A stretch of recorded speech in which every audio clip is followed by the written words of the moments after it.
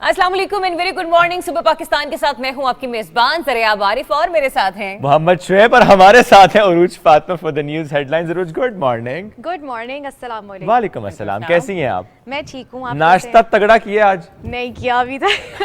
दुआ करें हमें चाय मिल जाए क्योंकि आज हमारा टी बॉय जो है वो छुट्टी पर है। सो लेट्स से कि हमें चाय, क्योंकि जब तक मुझे चाय ना मिले मैं तो हरकत में नहीं आती। आपके साथ क्या चाय होता है? मैं पीती रहती हूँ क्योंकि मैं सुबह 5 बजे से आ जाती हूँ, लेकिन नाश्ता नहीं किया जाता इतनी सुबह सुबह। आज फिर तय ये हुआ कि 11 बजे हम इकट्ठे नाश्ता करेंगे, तो व्हाट आर द हेडलाइंस उरूज?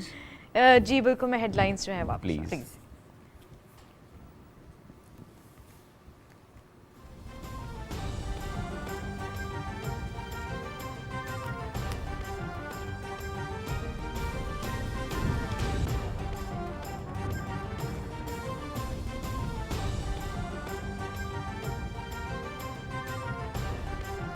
मकबूजाबादी फौजी छावनी में तब्दील, जगह जगह चौकियां कायम। भारतीय यौम जमहूरिया आज यौम सियाह के तौर पर मनाया जा रहा है। मकबूजा कश्मीर में मुकम्मल हड़ताल, भारत मुखालिफ मुजाहिरे और रैलियां।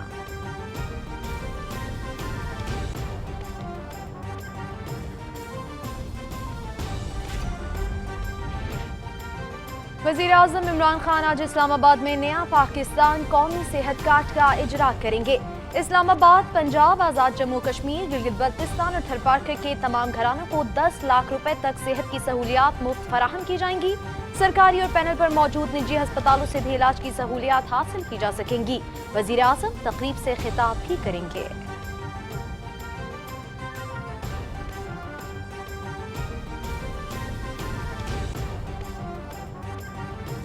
वज़ीर आज़म ने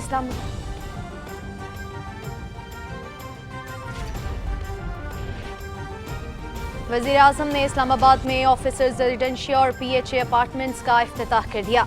वजारत हाउसिंग 88,000 घरों की बर वक्त तकमील यकीनी बनाए। कोरोना में तामीराती शोबा बंद न करने से 30 से ज़ायद सन्नतों को फायदा हुआ। माशी शरह नमू 5.37% तक पहुँच गई। इमरान खान।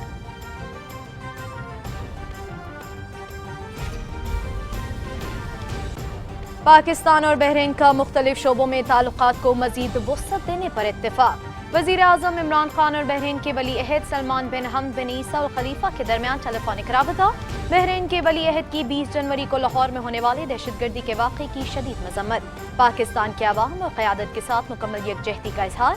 वज़ीर आज़म का दहशतगर्दी की हर किस्म के खात्मे के अज़्म का इरादा।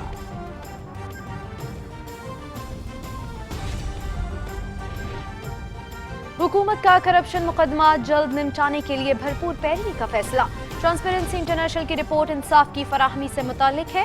करप्ट अनासिर मुकदमात का सामना करने की बजाय बैरून मुल्क फरार। मुकदमात के गैर जरूरी इल्तवा के लिए बहाने बनाते हैं। हमने बदउनवानी के खात्मे के लिए सबसे ज्यादा इक़दाम किए।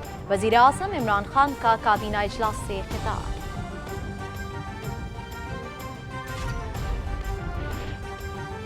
ट्रांसपेरेंसी इंटरनेशनल की रिपोर्ट में मालियाती बदउनवानी शामिल नहीं। तासुर है कि मुल्क में अमीर और गरीब के लिए अलहदा कानून है। फौजदारी कवानीन में तरमीम कानून की हुक्मरानी के लिए अहम है। इंसाफ की फराहमी के लिए अदलिया पर भारी जिम्मेदारी है। हाई प्रोफाइल मुकदमात की कार्रवाई बराह रास्त दिखाई जाए। PDM मार्च पर वजीर इत्तलात का शायराना तबसरा। तीर चलेगा न तलवार उनसे, ये बाजू मेरे आजमाए हुए।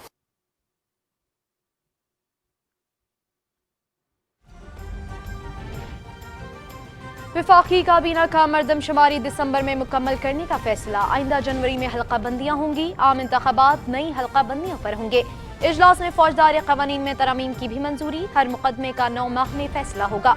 ताखीर पर जज या प्रोसिक्यूटर को वजूहात देना होगी।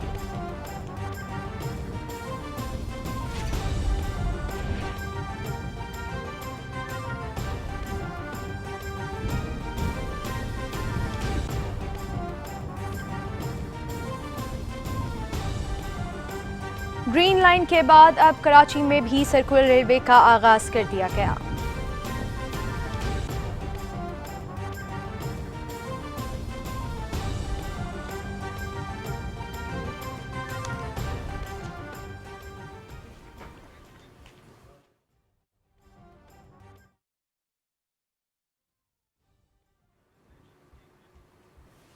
नाज़रीन, ये थी न्यूज़ हेडलाइंस और अब हम वापस जाएंगे ज़रिया आब और शोएब की जा रहा है। लेकिन हम वापस आपकी तरफ इसलिए आना चाहते हैं अरूज के बहुत सी खबरें ऐसी होती हैं जो ज़ाहिर आप डेली बेसिस पर प्रेजेंट कर रही होती हैं, लेकिन जिस तरह एक खबर आज आपने दी नया पाकिस्तान कौमी सेहत कार्ड से मुतालिक, तो ये कितना फ्रीक्वेंट होता है कि ऐसी खबर जिससे मुतालिक कुछ इबाम भी होता है, लोगों को नहीं मालूम होता, अवेयरनेस नहीं होती। ज़ाहिर है आज इमरान खान साहब खिताब भी करेंगे, फिर लोग आपसे वो चाहे फैमिली मेम्बर्स हों, रिश्तेदार हों, दोस्त अहबाब हों, मोहल्लेदार हों, कोई भी हो, जो पूछे अरूज ये क्या है, सेहत कार्ड कैसे मिलेगा, ID कार्ड तो है, क्या अलग से कार्ड मिलेगा, तो ऐसे सवाल होते हैं। बिल्कुल ऐसे सवाल होते हैं और फिर हम उनको जाहिर सी बात है तमाम तर तफसीलात भी बताते हैं, क्योंकि जाहिर सी बातें हम यहाँ पे बता रहे होते हैं और उन्हें बहुत खुशी भी होती है ये जान के कि ऐसे कुछ चीज़ें जो कि उनके लिए मुश्किल होती थी। जाहिर सी बात है कि जब आप इलाज की बात करते हैं तो वहाँ पे खर्चे की बात आती है, जो ऐसी वज़ीर आज़म की जानिब से जो है हमारे लिए सेहत कार्ड का इजरा किया गया, तो वो बहुत खुशाइंद बात होती है और जितने भी लोग होते हैं वो उनकी जो खुशी का इजहार होता है वो अलग ही होता है। अच्छा रोज आप इस्लामाबाद से? जी बिल्कुल। तो आपको पता है कि आज से आप भी एलिजिबल हो जाएगी इस कौमी सेहत कार्ड के लिए, इसलिए मेरी खुशी का इजहार जो है वो एक अलग ही है। वैसे तो हमारी दुआ है कि अल्लाह करे ना कभी आपको जरूरत महसूस हो उसकी, ना किसी और पाकिस्तानी को, लेकिन जाहिर है जिंदगी के साथ साथ ये सारे मामलात हैं, कभी भी जरूरत महसूस हो जाती है और हॉस्पिटल जाना पड़ता है, लेकिन अब वो बोझ नहीं होगा। थैंक यू वेरी मच अरूज, आज आपने ज्वाइन किया। मैं अब मेरा ख्याल हम पढ़ते हैं उस तरफ। बिल्कुल ऐसे ही मैं जरा अपनी चाय का कप उठा लूं, जो मैंने कहा था, ताना दिया था कि चाय मिलेगी या नहीं मिलेगी, वो मुझे मिल गई है। Anyways thank you so much Arooj for being with us today. और इसके बाद हम आगे बढ़ते हैं और बाकायदा तो आप अपने प्रोग्राम का आगाज करते हैं, देखते हैं कि पाकिस्तान में सूरत हाल क्या चल रही है। नहीं, पाकिस्तान छोड़े, सिर्फ और सिर्फ इस्लामाबाद की बात करें आज जरिया देनी है। हाँ बिल्कुल, इस्लामाबाद की भी बात करेंगे। इस्लामाबाद की बात करना इसलिए बहुत ज्यादा जरूरी हो गया है क्योंकि इस्लामाबाद में जो कोविड का जो पॉजिटिविटी रेट है वो बढ़ता चला जा रहा है। सूरत हाल जो है वो इंतहाई खराब से खराबतर होती चली जा रही है और कहा यह जा रहा है कि इस्लामाबाद के कुछ इलाकों में स्मार्ट लॉकडाउन जो स्ट्रेटेजी है उसका आगाज किया जा रहा है और ये सिर्फ इसी सूरत हाल के पेश नजर किया जा रहा है क्योंकि जो ओमिक्रॉन वेरिएंट है ये बहुत तेजी से फैल रहा है। गो कि कहा यह जा रहा है कि ये कुछ कम वक्त तक लोगों को इफेक्ट करता है, 4 से 5 दिन आपकी तबीयत को निचोड़ देगा, आपके जिस्म में थोड़ी सी ये इसकी वजह से बहुत ज्यादा आपको बीमारी और डेफिनेटली थकान महसूस होगी, लेकिन ये जरा ज्यादा देर तक चलने वाला वायरस नहीं, यानी जल्दी हो जाता है और जल्दी ही चला जाता है। लेकिन हमें बहरहाल ये ख्याल रखना है कि हमारे बहुत से प्यारे ऐसे होते हैं, हमारे घर में होते हैं, हमारे आसपास होते हैं, जिनको और कोई बीमारी भी होती है, वल्नरेबल पॉपुलेशन में वो शुमार होते हैं। तो ऐसे में उनको अगर कोविड हो जाए तो उनकी तबीयत ज़्यादा बिगड़ सकती है, खुदा ना खास्ता जान से हाथ धोना पड़ सकता है। जिस तरह जरा आपने बात की कि यहाँ पर माइक्रो स्मार्ट लॉकडाउन की स्ट्रैटेजी हम देख रहे हैं। हमजा शफकात साहब DC इस्लामाबाद इन्होंने अपडेट भी किया था मंडे को कि कौन कौन सी जो गलियाँ हैं उनको सील किया जा रहा है, कि जिस जिस जगह पर हम देखते हैं कि ये वायरस जो है वो उसकी डिटेक्शन होती है, उन गलियों को, उन इलाकों को सील किया जाता है। और अभी 12 इलाके ऐसे हैं जिनकी 19 गलियों में स्मार्ट लॉकडाउन लगाने की तजवीज दी गई। ये नॉर्मल छींक है, हमें क्या पता नॉर्मल छींक है या नहीं, नेवर नो, बट अल्लाह करे बिल्कुल नॉर्मल छींक है। इचू वाली छींकें होती नहीं है नॉर्मली, मैं कहूंगी इसको। नहीं। बाय द वे NCOC के मुताबिक ये कहा जा रहा है कि पीर के रोज मुल्क में कोरोना टेस्ट मुस्बत आने की शरह 12.81% रही है और ये भी आपको बता दें कि सूरत हाल जो है वो डेफिनेटली खराब हो रही है। तो आप लोगों ने मंडे की 12.81%, अब तो तकरीबन 22% हो चुकी है शरह। ओह माय गॉड, यानी इस्लामाबाद में 22% रेशो है। तो प्लीज एहतियात कीजिए अपने लिए, अपने प्यारों के लिए। मतलब हम ये कह सकते हैं कि सिर्फ कराची के बाद इस वक्त इस्लामाबाद ओमिक्रॉन वेरिएंट के हवाले से लीड ले चुका है? नहीं, आई डोंट थिंक सो।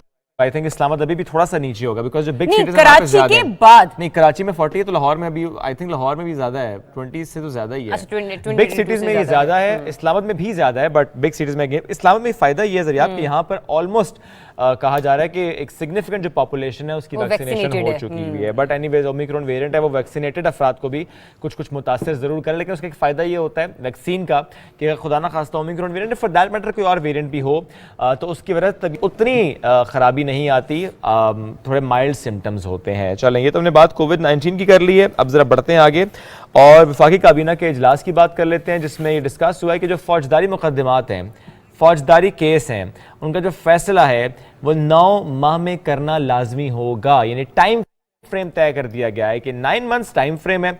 अगर फैसला ना हुआ तो मजिस्ट्रेट या जज ताखीर की जो वजह है उससे आगाह करेंगे कि आखिर ताखीर क्यों हुई, ताखीरी हरबा इस्तेमाल किसकी तरफ से किया गया, ताकि उसको देखा जाए कि कैसे इसको और बेहतर करना है।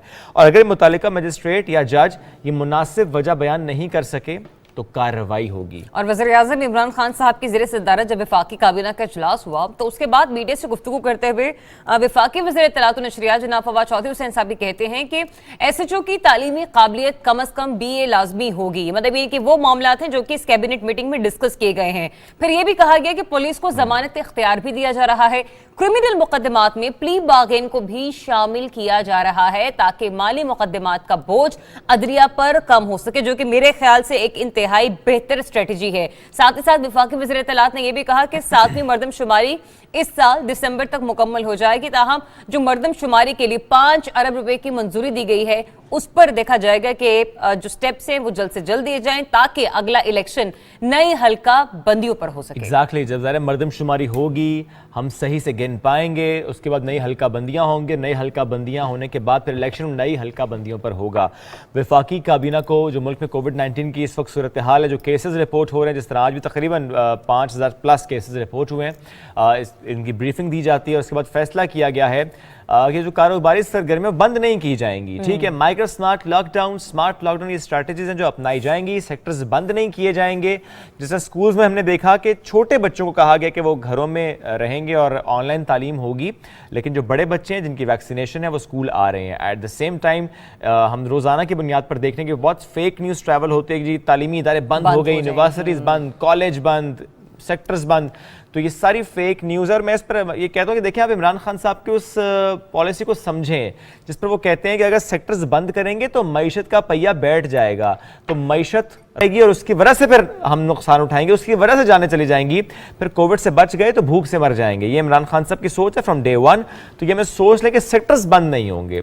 ठीक है, खुदा ना खास्ता कहीं पर हम देखेंगे जरूर कि कोविड-19 केसेस बहुत बढ़ जाएंगे, जैसे कि 30-40% इन कराची, बट स्टिल हम देख रहे हैं कि हमें इंप्लीमेंटेशन करनी है, SOPs की आगाही होनी है, वैक्सीनेशन की मैस ड्राइव होनी है। सेक्टर्स बंद बहरहाल नहीं किए जाएंगे चूंकि कोविड के साथ साथ हमें भूख। अच्छा शुएब, ये तो वो स्ट्रेटेजी है जो prime minister of Pakistan Imran Khan साहब डे वन से सोच रहे हैं, लेकिन ये तभी हम इसको फुलफिल होता हुआ देखेंगे जब आप लोग कोऑपरेट करेंगे। ये ना हो कि गवर्नमेंट ने तो कह दे कि हम लोग लॉकडाउन के मुतहम्मिल नहीं हो सकते मौसमी सूरत हाल के एतबार से, लेकिन हमारे रवैये वहीं के वहीं हैं, हम मास्क इस्तेमाल नहीं करें, हम समाजी फासला नहीं रख रहे, अगर हमें महसूस हो रहा है कि हमें बुखार है, तबीयत खराब है या हमें कोविड के सिम्टम्स भी महसूस हो रहे हैं, फिर भी हम डर कर जो है वो हॉस्पिटल जाने की हिम्मत नहीं कर रहे हैं कि खुदा ना खास्ता हमें आइसोलेशन में ना भेज दिया जाए, तो यकीन जानिए कि आपके और आपके प्यारों के लिए एक बेहतर फैसला होगा। इसी तरह से कुछ और मजीद बेहतर फैसले लिए जा रहे हैं। ये स्टेप लिया गया वज़ीर आला पंजाब उस्मान बुज़दार साहब की जानिब से। सेहत के शोबे में इनकलाबी इकदाम हम उठता हुआ देखेंगे। सूबे की 79 तहसीलों में मरहला वार रेस्क्यू 1122 सर्विस का आगाज कर दिया गया है। फिगर है 79 रेस्क्यू वैन्स। पहले मरहले में 11 तहसीलों में इमरजेंसी की सर्विस की बरवक्त फराहमी के लिए 22 नई एम्बुलेंसेज जो है वो मुतल्लिका हुकाम के हवाले कर दी गई है। लेकिन साथ ही साथ इस पर वज़ीर आला पंजाब उस्मान बुज़दार साहब ये कहते हैं कि एम्बुलेंसेज की चाबियां मुतल्लिका हुकाम के हवाले की गई हैं। जो नई एम्बुलेंसेज जिसका हम जिक्र कर रहे हैं, इससे जो रेस्क्यू की जदीद सहूलतें हैं इनको यकीनी बनाया गया है। चूँकि हम देखते आए हैं जो बड़े शहर स्पेशली होते हैं या वो जहाँ पर हॉस्पिटल्स दूर हों, जहाँ पर नेटवर्क ना हो एम्बुलेंस का, वहाँ पर ये जो थोड़ी सी ताख़ीर होती है, चंद मिनटों की ताख़ीर किसी की जान ले जाती है। हमने ये तो बहुत बात की कि एम्बुलेंस को रास्ता दें, लेकिन एम्बुलेंस का होना पहले है, एम्बुलेंस का होना पहले। आज भी बल्कि ज़रियाब ऑफिस आते हुए रास्ते में सऊदी पाक टावर के सामने एक अफसोसनाक वाक़या था। वहाँ पे एक एक्सपर्ट था, अल्लाह एक तो ये कि उनकी अल्लाह करे कि जान बचे, अमान में रखे, बिल्कुल ऐसे ही है। हालत अच्छा, ये वही है जिसका जिक्र हमारी मारिया भी कर रही थी, हमारी टीम मेंबर है, और यही बताया गया कि वो जो एक्सीडेंट है वो बड़ा हौलनाक हादसा है, और दुआ को हम भी यही हैं अभी अल्लाह ताला उन्हें सेहत दे, तंदुरुस्ती दे। वैसे तो इस हादसे को हुए तकरीबन 1 घंटे से ज़्यादा का वक्त हो चुका है, लेकिन बात मैंने यहाँ पे इसलिए की कि जरा ये अच्छी बात थी कि फौरन से एम्बुलेंसेस पहुंच गई थी वहाँ पर और उनको मुंतकिल किया जा रहा था हॉस्पिटल जब हम वो जगह क्रॉस कर रहे थे। और ये भी अच्छा था कि रास्ता दिया गया एम्बुलेंस को। मतलब नॉर्मली एक रवैया होता है कि जहाँ पे एक्सीडेंट वहाँ रश हो जाता है, ट्रैफिक जैम हो जाता है, और फिर एम्बुलेंस को भी रास्ता नहीं मिलता और जो किसी और ने गुजरना है उसके लिए भी मुश्किल है। ये ज़रूर हम कहते हैं इसीलिए कि ऐसा कोई वाक़या हो जाए, प्लीज़ आप वहाँ से गुजर जाइए या साइड पर खड़े हो जाइए, क्योंकि रास्ता नहीं रोकना हमें। चलें बढ़ते हैं आगे। अब क्यों ना आज बात की जाए यौम जमहूरिया की, यानी हम बात करें भारत के यौम जमहूरिया की, जिस पर कश्मीरी अवाम क्या कह रहे हैं कि यार यौम जमहूरिया नहीं है, ये यौम स्याह है, इसी तौर पे मना रहे हैं वो इसको। और हम ये भी देख रहे हैं कि दुनिया भर में जहां जहां भी कश्मीरी पाए जाते हैं, है मोदी सरकार, ये है बीजेपी, ये है हिंदुत्व की सोच, ये है मोदी सरकार जो जुल्म ढाती है कश्मीर पर और कहती है हम सेक्युलर हैं, कहती है हम जमहूरियत के अलमबरदार हैं। ये कैसे जमहूरियत के अलमबरदार हैं जो ना अपनी माइनॉरिटीज़ की हिफाजत करते हैं, ना अपनी लोअर कास्ट की हिफाजत करते हैं। और इस पर हमें बिलाशुबा बहुत ज़्यादा बात करनी चाहिए। हाँ, ऑलरेडी हम बात करते हैं पर मज़ीद बात करें, लेकिन eight the same time Zaryab हमें कुछ एग्जाम्पल्स भी सेट करनी है। और ये एग्जाम्पल्स पाकिस्तान सेट किए चले जा रहे हैं। एग्जैक्टली और इसकी एक आला मिसाल हम आज भी देखेंगे और इससे पहले भी हम देखते आए हैं। पाकिस्तान में जैसे कि हम सब जानते हैं कि नया पाकिस्तान कौमी सेहत कार्ड जो है उसकी डिस्ट्रीब्यूशन का सिलसिला जारी है। तमाम शहरों में कोशिश की जा रही है कि पाकिस्तान में बसने वाला हर एक शहरी अपने आप को जिस्मानी एतबार से, जहनी एतबार से महफूज जो है वो महसूस कर सके। और यही वजह है कि कोशिश की जा रही है कि लोगों को 10 लाख तक की हेल्थ इंश्योरेंस प्रोवाइड की जा सके। जब हम लोगों की बात करते हैं ना, तो हम सिर्फ ये नहीं सोचते कि क्या पाकिस्तान में बसने वाले लोगों का ताल्लुक जो है वो दीन इस्लाम से है। यहाँ पे जो हमारे मसीही बिरादरी से ताल्लुक रखने वाले शख्सियात हैं, अफराद हैं, उन्हें भी ये हेल्थ इंश्योरेंस कार्ड प्रोवाइड किया जाएगा। सिख बिरादरी जो कि यहाँ पर बसती है, उनकी भी एहसासात, उनके जज्बात का ख्याल रखा जाएगा। अगर हम बात करेंगे हिंदुस्तान के हवाले से, तो भी हम देखेंगे कि हिंदुस्तान तो वहां पर है, लेकिन वो हिंदुस्तानी जो पाकिस्तान में बसता है उसके भी एहसास, जज्बात, उसके जिस्मानी नशोनुमा का ख्याल रखा जाएगा। एग्जैक्टली, हम उसे हिंदुस्तानी नहीं कहेंगे, हम उसे पाकिस्तानी कहेंगे। हमारा लिए बड़ा अहम है वो जो पाकिस्तान में रहता है, पाकिस्तान में बसता है, वो पाकिस्तानी है पहले। और चाहे वो हिंदू है, सिख है, ईसाई है, किसी भी मज़हब से, किसी भी फ़िक्र से उसका ताल्लुक़ है, उसका ख्याल करना ये हमारा फ़र्ज़ है। चूँकि हमारा झंडा ये बताता है, उसमें वो सफ़ेद रंग ये बताता है कि हम कितना प्यार करते हैं, कितनी मोहब्बत करते हैं, और सिर्फ कहते नहीं हैं, करके दिखाते हैं। एब्सोल्युटली राइट ज़रिए आपकी आज जब ये तकरीब होगी तो जिस तरह हम देखेंगे उनको भी कार्ड दिए जाएंगे। अच्छा, कल जब हम बैठे हुए थे हमने चेक भी किया अपना ID कार्ड नंबर डालकर 8500 पर, तो ये बताना इसलिए जरूरी था कि आप भी जान पाएं। आपने करना है कि अपना ID कार्ड नंबर 8500 पर आप मैसेज कीजिए। उस पर आपको एक रिप्लाई आएगा कि क्या आप अहल हैं या नहीं। डेफिनेटली आप अहल हैं, क्योंकि ज़ाहिर है मरहलावार शुरू हो रहा है। अगर रावलपिंडी डिवीजन है, इस्लामाबाद है, तो आज से इस्लामाबाद में भी आगाज़ हो जाएगा, तो आप चेक कर लीजिए। नीचे एक लिंक होगा जिसमें हॉस्पिटल की लिस्ट होगी, आपने उस हॉस्पिटल की लिस्ट को जरूर डाउनलोड करना है, आपको मालूम होना चाहिए। मुझे लग रहा है शुएब, जब हम कल आपने कहा ना कि आज से इस्लामाबाद में शुरू हो जाएगा, जब मैंने कल अप्लाई किया था, वैसे I am eligible for this, मैं बिल्कुल अहल हूँ इसके लिए। और मुझे बहुत खुशी है कि गवर्नमेंट पाकिस्तान ने इस चीज़ का ख्याल रखा है। चूंकि मैं लाहौर से ताल्लुक रखती हूँ, लाहौर डिवीजन से हूँ, तो वहां पर इसकी एलिजिबिलिटी जो है वो हम देख रहे हैं, मतलब वहां पे पहले से आगाज हो चुका हाँ, है। आपने मेरे ख्याल में कल किया, लेकिन इस्लामाबाद में आज हो रहा है। तो मतलब ये नहीं कि अगर हम सिस्टमैटिकली देखें तो आप अगर आज अपनी एप्लीकेशन को अप्लाई करते हैं तो डेफिनेटली आपको भी आंसर मिल जाएगा। एग्जैक्टली, यानी इस्लामाबाद वाले अगर आज करेंगे तो उनको रिप्लाई इसका आएगा। लेकिन ये बताने का मकसद ये था कि जो नीचे एक लिंक आ रहा है, आपने उस पर ये चेक कर लेना है कि उसमें प्राइवेट हॉस्पिटल्स कौन कौन से ऑन बोर्ड हैं, पैनल पे हैं, ताकि आपके घर के जो करीब हॉस्पिटल है वो आपको मालूम हो। डिलीवरी का केस हो सकता है, कोई और एक्सीडेंट का केस हो सकता है, कोई और इशू हो सकता है, तो आपको पहले से मालूम हो चाहिए ये नियरेस्ट प्राइवेट हॉस्पिटल है अगर आप प्राइवेट में जाना चाह रहे हैं तो। कि अच्छा, जो पैनल पर ये है वो क्या कहते हैं लिंक जो मैंने अभी निकाला है। और HTTP मतलब यानी कि कुछ वेबसाइट है, सिंपल है ज़रिया, मैंने इसलिए गाइड कर दिया कि आपने अपना ID कार्ड नंबर 8500 पे भेजना है। मैसेज पे वो लिंक आ जाएगा, उस लिंक पे क्लिक करेंगे तो आपको उसका पूरा एक लिस्ट आ जाएगी। तो ये जरूर आपने चेक करना है और सबको बताएं ये, ताकि ये सब इस पर जान सकें कि अच्छा ये वो हॉस्पिटल्स हैं जहां पर जाकर आपका इलाज हो सकता है। और आज छोटा सा टीजर दे रहा हूँ, एक बड़ा जबरदस्त इस पर गाना भी तैयार है। एग्जैक्टली। और आपको बता दें ये सस्पेंस शायद हम हल्का फुल्का ब्रेक करें कि गाना है, ये नहीं बताएंगे कि गाना किसने गाया है। और इस पर ये जो छोटी सी कोशिश की जा रही है ना, ministry of information and broadcasting यानी कि मिनिस्ट्री ऑफ इंफॉर्मेशन इत्तलात की जो वजारत है वहां से की जा रही है। और ये कोशिश की जा रही है वफाकी वज़ीर इत्तलात व नशरियात जनाब फवाद चौधरी साहब और उनकी टीम की तरफ से कि आज एक गाना जो दिलों को छू जाएगा, वो गाना नहीं होगा, शायद वो तराना होगा जो तमाम दिलों की तर्जुमानी करेगा, वज़ीर आज़म के जो एहसासात हैं उनकी तर्जुमानी करेगा। और ये सरप्राइज एलिमेंट भी प्राइम मिनिस्टर पाकिस्तान इमरान खान साहब के लिए है। देखना ये चाहते हैं हम सब कि जो वो ख्वाब देख रहे थे, जिसको वो पूरा करना चाहते थे कि हर एक शहरी को बुनियादी हुकूक मिले, उस पॉइंट ऑफ व्यू से उन उनका जो ख्वाब है या उनकी जो सोच है किस तरह से तर्जुमानी की जा रही है। बिल्कुल, सीईओ नया पाकिस्तान कौमी सेहत कार्ड डॉक्टर अली साहब ने हमें ज्वाइन भी कर लिया है, उनसे हम इस पर गुफ्तगू करेंगे। अस्सलाम वालेकुम sir, good morning. Good morning जी, अस्सलाम वालेकुम। अली साहब, आप हमें सुन पा रहे हैं? और क्या स्टूडियो में इस वक्त ऑडियो जो है वो ऑन कर दी गई है? ऑडियो चेक कर दीजिए। जी डॉक्टर अली साहब, क्या आप हमें सुन पा रहे हैं? जी जी, अस्सलाम वालेकुम अली साहब and very good morning. Doctor साहब, सबसे पहले तो आपको भी बहुत बहुत मुबारकबाद, और स्पेशली आज इस्लामाबाद के तमाम शहरियों को। मुझे भी खुशी है कि मैं भी इसके लिए एलिजिबल हो गई हूँ। ये बताइएगा कि आज इंशाल्लाह कुछ ही देर में कहा जा रहा है कि 11 बजे के बाद एक तकरीब है, और सिचुएशन हम लोग ये देखेंगे कि पूरे इस्लामाबाद में जो है वो ये जो सेहत कार्ड है उसका इजरा हो जाएगा। कितनी बड़ी कामयाबी है ये, और ये बताइएगा कि इस्लामाबाद के शहरी से किस तरह से मुस्तफीद हो सकते हैं? जी, जिसके पास भी नया पाकिस्तान कौमी सेहत कार्ड मौजूद है, वो पंजाब के जिस जिस अजला में इसका इजरा हो चुका है, यानी कि लाहौर डिवीजन में, डीजी खान डिवीजन में, साहिवाल डिवीजन और रावलपिंडी डिवीजन में भी इसका इजरा हो गया था 20 जनवरी को। और इस्लामाबाद और उसके साथ जो गिलगित बल्तिस्तान, AJK और इस्लामाबाद के शहरी इस कार्ड के तहत मुस्तफीद हो सकेंगे। और अभी तक तकरीबन 600 से ज्यादा हस्पताल इम्पैनल हो चुके हैं पंजाब में, और इसके अलावा इस्लामाबाद के लहदा हैं।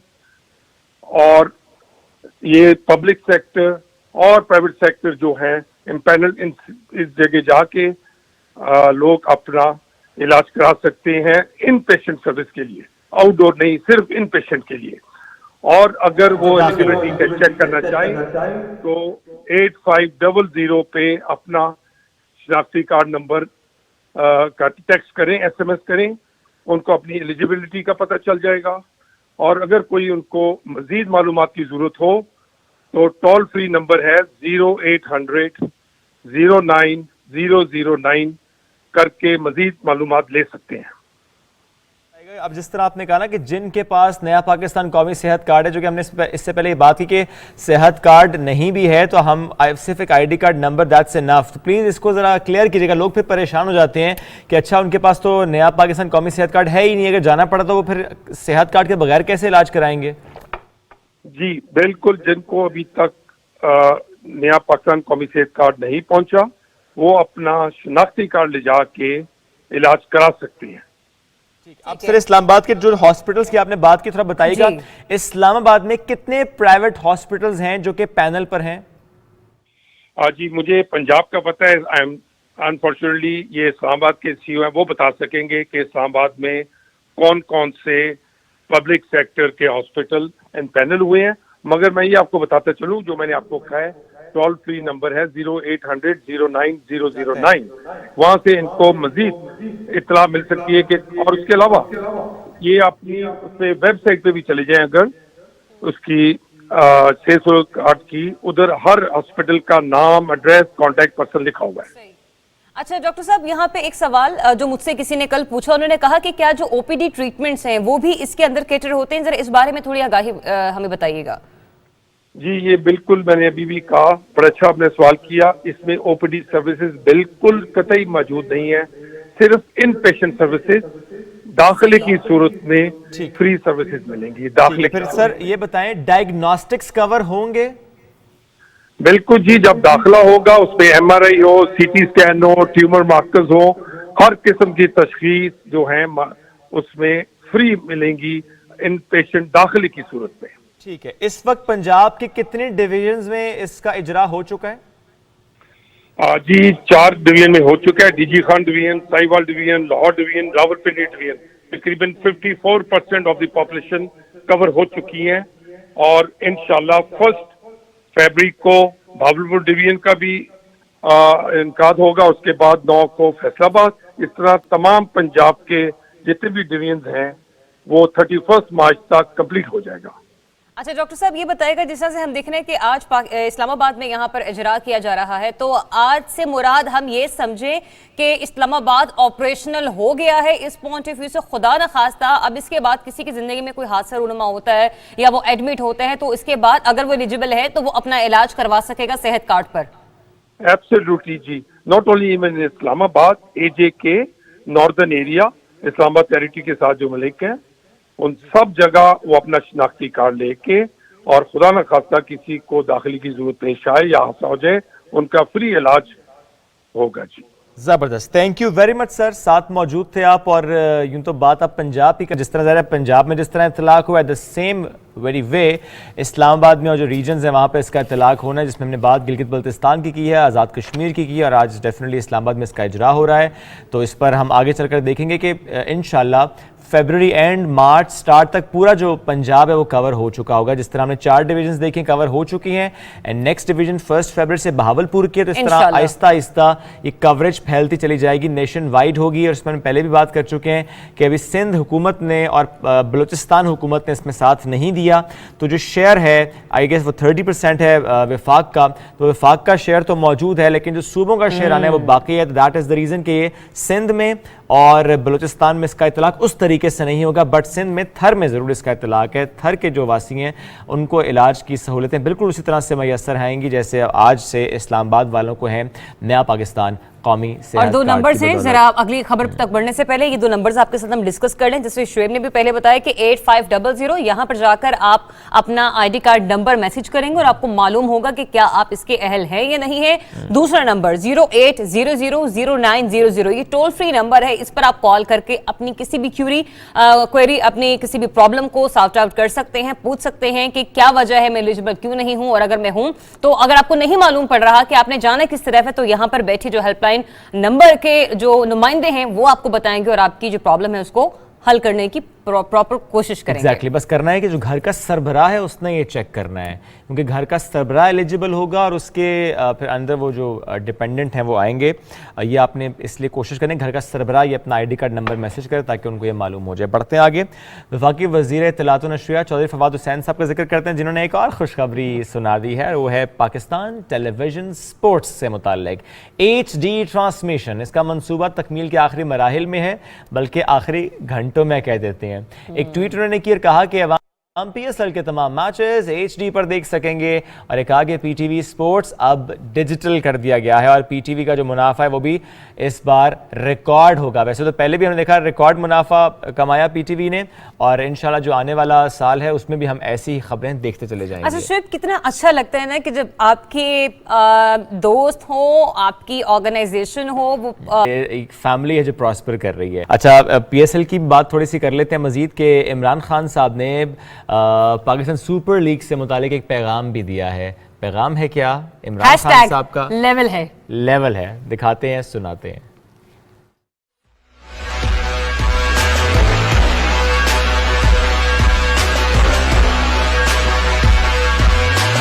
PM time.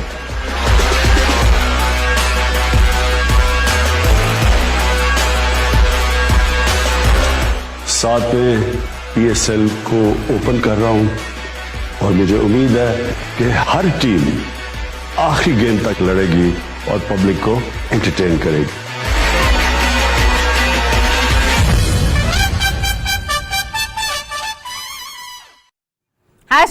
लेवल है। क्या एनीवेज, वैसे बड़ा अच्छा लगा, हमने प्राइम मिनिस्टर पाकिस्तान को बहुत एक अरसे के बाद एक इस रूप में देखा है। बिल्कुल ऐसा ही है, बिल्कुल ऐसा ही। चलें, इमरान खान साहब की बात भी कर ली, बढ़ते हैं आगे और अर्तुगरुल ड्रामे की बात करते हैं। और अर्तुगरुल ड्रामे में काम करने वाले तुर्क अदाकार अर्तुग बे जो कैरेक्टर था उनकी बात करते हैं। वो बिछड़ गए, यानी फेफड़ों के कैंसर के बायस वो इंतकाल कर गए हैं। इन्ना लिल्लाहि व इन्ना इलैहि राजिऊन। ये एक अफसोसनाक खबर आई थी, कल शेयर नहीं कर पाए आपसे, थोड़ा सा लेट हो गया था, लेकिन आज हमने सोचा कि आपके साथ ज़रूर ये खबर शेयर करें। ये टेलीविज़न सीरीज़ हम अर्तुगरुल गाज़ी की बात कर रहे हैं, और अर्तुग बे इनका किरदार जो है वो ज़ाहिर सबको पसंद था।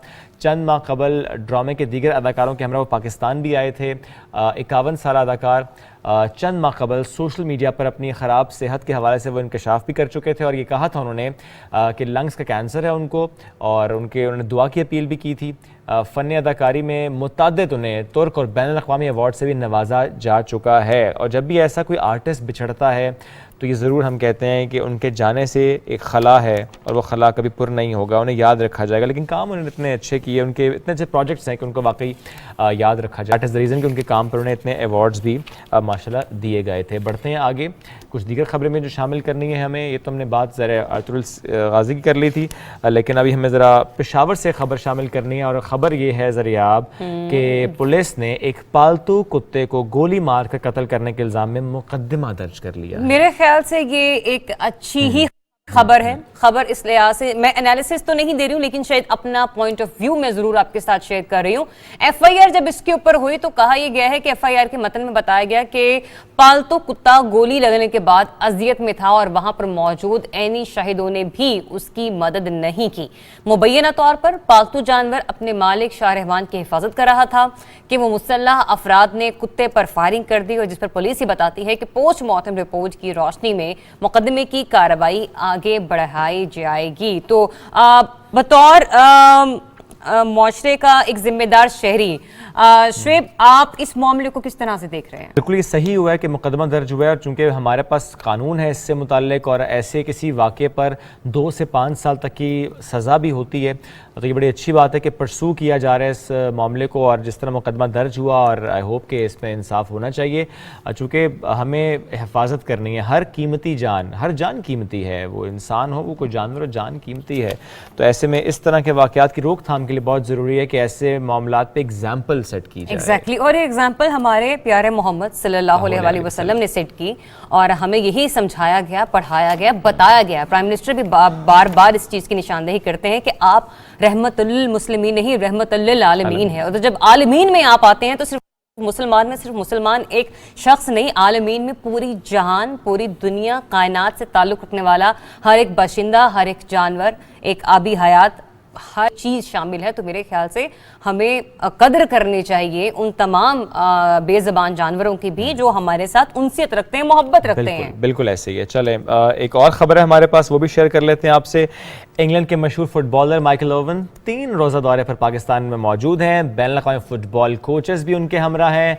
माइकल ओवन आज कराची में NED फुटबॉल ग्राउंड का संग बुनियाद रखेंगे, अहम मुलाकातें करेंगे। माइनस फुटबॉलर दौरे के दौरान कराची में शायकीन फुटबॉल की गढ़ यानी लियारी, इसका दौरा करेंगे। वैसे भी जब हम लियारी जाते हैं वहाँ ग्राउंड जाते हैं, बल्कि ग्राउंड के वहाँ गली मोहल्लों में जाएं, वहाँ हर बच्चा फुटबॉल तो खेलता है। अच्छा, बहुत टैलेंट है लियारी में, वो चाहे फिर बॉक्सिंग का हो, वो फुटबॉल का हो, वो रैप का हो, वो बहुत ज़्यादा उसका वहाँ पर कल्चर हमें देखने को मिलता है। टैलेंटेड इलाका है वो। तो एनीवे 27 जनवरी यानी कल PSL की इफ्तिताही तकरीब में उनकी शिरकत भी मुतवक्के है। और उन्होंने कल उस्मान डार साहब के साथ जब प्रेस कॉन्फ्रेंस कर रहे थे, ज़ाहिर है वो इस वक्त मौजूद हैं, उसमें PSL की इफ्तिताही तकरीब एक पॉइंट, लेकिन वो सपोर्ट करना है फुटबॉल को। क्या उन्होंने गुफ्तगू की थी, आपको ज़रा सुनवाते हैं। It's a very exciting venture. I'm so pleased to have partnered with Global Soccer Ventures, with Red Stripe, with St Patrick's. I think it's a great team and I really look forward to an exciting future, and let's hope that we can unearth some real talent here in Pakistan. ये बड़ा खूबसूरत सा पैगाम उनकी तरफ से दिया गया है। डेफिनेटली हम सब भी बड़े पुरजोश हैं फुटबॉल के लिए और कोशिश ये करेंगे कि इंशाल्लाह पाकिस्तान सुपर लीग के बाद जो फुटबॉल लीग है वो भी पाकिस्तान में हम उसको फ्लरिश करता हुआ देखें, क्योंकि पाकिस्तान में बड़े प्यारे प्यारे फुटबॉलर मौजूद हैं। स्पेशली जब हम लियारी का जिक्र करते हैं तो लियारी का तो बच्चा जो है वो फुटबॉल से वाकिफ नजर आता है। और जो गली में खेलने वाली फुटबॉल है, जो मैदानों में खेलने वाली फुटबॉल है, फिर डेफिनेटली हम देखेंगे कि इंटरनेशनल फोरम पर भी खेलती हुई नजर आएगी। तो अब आपको थोड़ा सा और आगे लेके चलते हैं, कुछ मजीद इंटरेस्टिंग खबरें आपके साथ शेयर करते हैं। चीन से खबर है जहां पर विंटर ओलंपिक्स के दौरान भारी फजाई आलूदगी का इम्कान है, लेकिन इस बात को यकीनी बनाने के लिए हंगामी मंसूबे भी बनाए गए हैं ताकि उस पर काबू पाया जा सके। स्मॉग से खेल मुतासिर ना हो, इस पर कोशिश की जा रही है, इस पर प्लान्स बनाए जा रहे हैं जो एग्जीक्यूट किए जाएंगे। विंटर ओलंपिक्स यूं तो उस पर कहा गया है ड्यू टू ओमिक्रॉन वेरिएंट, ज़ाहिर है कोशिश की जा रही है कि क्राउड ना हो। बट अब जो हम बात करें फ़ज़ाई आलूदगी की, तो चीन ने 2015 में ओलंपिक्स की बोली जीतने के बाद आलूदगी के खिलाफ जंग का ऐलान किया था। बीजिंग में कोयले के दर्जनों कारखाने बंद कर दिए गए थे इस ऐलान के बाद। जो बड़े सनती कारखाने हैं उनको शहर से बाहर मुंतकिल कर दिया गया ताकि दुनिया की आलूदा तरीन शहरों से उसकी हैसियत जो है वो ख़त्म हो जाए। लेकिन हालिया बरसों में क्या देखा कि बेहतरी के बावजूद बीजिंग में जो हवा का मयार है वो आलमी इदारा सेहत के मयार से अब भी बहुत नीचे है। जो एक सेट किया जाता है ना बेंचमार्क, उससे नीचे है कि आपको और काम करने की ज़रूरत है। वैसे भी मेट्रोपॉलिटन सिटीज़ में ये मसाइल सामने आते हैं इन बीजिंग, उससे मुतालिक कोशिश उनकी अपनी जगह, लेकिन कितना कर पाए वो बताना ज़रूरी था। कितना और कर पाएंगे इस पर थोड़ी सी हमने बात कर ली। और ज़रा मैं आपसे एक सवाल पूछ लूँ, मुझे ये बताएं, आपका मोबाइल या आपकी बेगम का मोबाइल आपके बच्चों के हाथ में कितनी देर तक रहता है? घंटे तो रहता है। और बच्चे क्या कर रहे होते हैं उस पर? कार्टून्स देखते हैं। कार्टून्स देखते हैं। मेक श्योर कि आप चेक कर लेते हैं कि कोई ऐप तो नहीं छेड़ी इन्होंने। अच्छा, एक बार ऐसे हुआ ज़रा वो अक्सर ऐप्स होती हैं हमारे पास जिसमें हम ऑनलाइन शॉपिंग करते हैं, तो मेरी बेटी ने उसको खोल ली। अच्छा, उसने एक पोनी उसने ऑर्डर करनी थी, उसने not that pony, the horse, उसने वो एक स्टफ्ड टॉय था पोनी उसने ऑर्डर कर दिया और उसने मुझे कहा कि बाबा मैंने ऑर्डर कर दिया। अच्छा, वो एक ज़रा वो एक्सी वेबसाइट जहाँ डॉलर्स में पे करते हैं, तो ज़रा कार्ड की डिटेल्स डालनी पड़ती जो कि उसने नहीं डाली। अब उसने ऑर्डर किया, उसने कहा बाबा मैंने ऑर्डर कर दिया है। अच्छा, मैंने कहा ओके मेरा, हाँ आपने ऑर्डर कर दिया, दैट्स फाइन, अब आएगा। उसने उसके बाद मुझसे रोज पूछा बाबा ऑर्डर नहीं आया अभी तक, मैंने ऑर्डर किया है, I am waiting for that order. मैंने कहा बेटा आ जाएगा। फिर इत्तेफाक से हमें मेरी अम्मी की तरफ गए हुए थे, तो मैंने उससे कहा कि बेटा हम तो यहाँ आए, शायद ऑर्डर अब आ गया होगा। तो इस तरह मैंने टाला उसको, वरना वो वेट कर रही थी। आपको पता है कि कुछ पेरेंट्स ऐसे भी हैं जिनका टाल मटोल से काम नहीं बना और उनको इतना बड़ा मुआवजा जो है वो उनके सर पर पड़ गया। ये खबर हम आपको दे रहे हैं, जरा सुनिएगा गौर से। न्यू जर्सी से ये खबर है, छोटे बच्चे को अपने फोन के साथ खेलने देना आम सी बात यूं तो हमें अक्सर लगती है, लेकिन न्यू जर्सी के एक भारतीय निजात खानदान ने इससे बड़ा सबक सीखा। वो ऐसे कि 2 साल का बच्चा भी ऑनलाइन शॉपिंग का बहुत बड़ा बिल खर्च करने की सलाहियत रखता है। अयांश कुमार उस बच्चे का नाम है, 2 साल का ये बच्चा है और मौसूफ ने छोटी सी उम्र में ऐसा काम कर दिया है कि वालिदैन को हजारों डॉलर्स का चूना लग गया है। यानी ये 2 साल का बच्चा था, माँ बाप ने फोन दिया कि बच्चा खेलेगा, फोन कार्टून्स देख लेगा, लेकिन भाई उसने वही किया जो मेरा ने किया था, ऑनलाइन शॉपिंग पोर्टल खोला, तसल्ली से उसने टिक टिक टिक टिक टिक उसने क्लिक किया। जो उसे पसंद आया। कि पैसे कितने थे? $2000 से करीब मालिक की मसनूआत उसने ना सिर्फ ऑर्डर की बल्कि उनकी फौरी अदायगी भी कर दिया था ना। हम डिटेल्स डालते हैं और डाली होती कार्ड की डिटेल के ऑटोमेटिकली डिडक्शन हो जाते हैं, उसने वो भी कर दिया। तो अब वालिदैन परेशान कर क्या गुजरी होगी ये अंदाजा आप लगाइए। हम तो लगा रहे हैं अंदाजा इस खबर से, इस बच्चे को देखकर कि छोटे से बच्चे ने डांट भी खाई होगी। वो कार्टन्स पे कैसे बैठा हुआ है यार, कोई डांट नहीं पड़ी उसको भाई, कोई डांट नहीं पड़ी, पेरेंट्स ने एंजॉय किया है। अच्छा, ये भी तो हो सकता है कि वाकई उस बच्चे ने जो ऑर्डर किया वो पेरेंट्स ने कहा ये बड़ा अच्छा है इसने ऑर्डर किया, ये चीजें रिक्वायर्ड नहीं। ये भी हो सकता है कि शायद हम लोग कह सकते हैं कि जो पेरेंट्स ने मंगवाई होंगी चीजें या वो जिसके लिए वो कोशिश कर रहे होंगे, शायद ये तो वो चीजें भी इसमें आ गई होंगी। और शायद ये भी हो सकता है कि कहते हैं ना कि अगर हम $2000 की बात करें तो पेरेंट्स रिच ही होंगे। हाँ नहीं हो रिच वाले रिच होंगे तो सही, लेकिन ये भी जरा हो सकता है मतलब उनके पेरेंट्स ने कोई चीज सेलेक्ट करके कार्ट में ऑलरेडी डाली हो और बच्चे ने कहा अच्छा कार्ट में ये पहले से मौजूद है, यानी ये माय पेरेंट्स वांटेड, मंगवा लो, और फिर उन्होंने मंगवा लिया। चले, ये खबर बताने का मकसद है कि बच्चों के साथ जरा इस तरह का इंटरेक्शन बताएंगे। आपने ये एप्लीकेशन नहीं यूज करी, एप्लीकेशन को छुपा के रखी, आपने बहुत अच्छी बात की, वरना $2000 का बिल पड़ेगा। और उसमें ये भी देख लें, क्योंकि हमारे मोबाइल हम सब एंड्रॉइड यूज कर रहे हैं या एप्पल यूजर्स हैं, एक विंडो ऐसी होती है जहां पर आपको पता होता है कि आपने कौन सी एप्लीकेशंस यूज की हैं, वो सारी विंडोज खुली होती हैं। तो पेरेंट्स जब बच्चे मोबाइल फोन यूज करके उनको दे दें या खुद उनसे लें तो जरा चेक कर लें हिस्ट्री में जाके कि बच्चे ने किस एप्लीकेशन को ऑन किया था, वरना आपको भी ऐसा टीका लग सकता है। और अगर ये ना हो जरा आप फिर कि आपको कहीं से कर्ज लेना पड़ जाए यानी इतनी बच्चे ने शॉपिंग कर ली कि पेरेंट्स को कर्ज ही लेना पड़ जाए। सिर्फ भारतीय शहरी ने कर्ज लिया और उस पे हेल्थ इंश्योरेंस कार्ड काम नहीं करेगा। हाँ। अच्छा, भारतीय शहरी ने कर्ज के लिए अप्लाई किया था वैसे जरिया, क्योंकि ये भी भारतीय निजात खानदान है ना। भारतीय शहरी ने कर्ज के लिए अप्लाई किया बैंक से, बैंक ने कहा चल भाई निकल, तुझे हमने कर्ज नहीं देना। उसने कहा अच्छा मुझे कहा चल निकल, उसने बैंक को आग लगा दी, मतलब लिटरली आग लगा दी भारतीय शहरी ने। ये कर्नाटका रियासत है भारत की, जहां पर 33 साल शहरी ने 16 लाख के कर्ज के हुसूल के लिए एक रिक्वेस्ट दी थी, एक एप्लीकेशन फाइल की थी।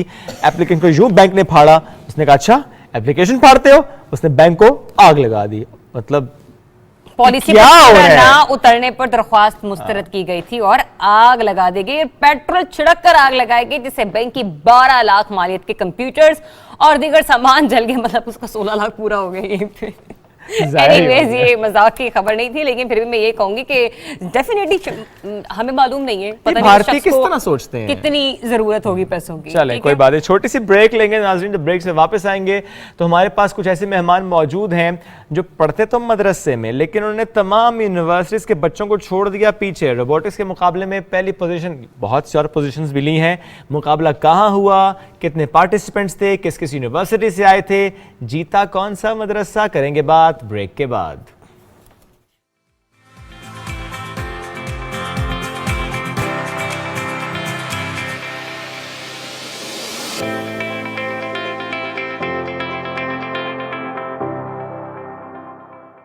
Back after the break. अब जिक्र रोबोटिक्स मुकाबलों का हुए थे पेशावर में, और यहाँ पर बड़ी बड़ी यूनिवर्सिटीज के बड़े जबरदस्त बच्चों ने शिरकत की। At the same time Baitussalam, Talagang, यानी हम बात मदरसे की कर रहे हैं, जिनके बच्चे, उनकी टीम्स वहाँ शरीक हुई और सबको मैं कहूँगा पीछे छोड़ दिया। जो एक तासुर है ना मदरसों को लेकर के, वहाँ पर शायद जो दुनियावी तालीम है उस तरह से नहीं दी जा रही, वहाँ पर जो इमर्जिंग टेक्नोलॉजीज है उस पर काम नहीं होता। तो जनाब हो रहा है। बैतुस्सलाम एक ज़बरदस्त इदारा है, मस्ट से दैट, और उनके ये होनहार बच्चे आज बने हैं हमारे मेहमान जिन्होंने इन मुकाबलों में हिस्सा लिया। We have with us Sultan Mahmood and Shahryar Khan. अस्सलाम वालेकुम, कैसे हैं आप दोनों?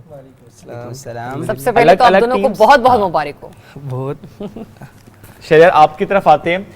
अलग अलग टीम्स थी, बैतुस्सलाम की कितनी टीम्स ने शिरकत की थी और मुकाबलों में क्या क्या हुआ, टाइटल क्या था मुकाबले का, प्रिपरेशन में कितना वक्त लगा, आपकी टीम ने क्या किया?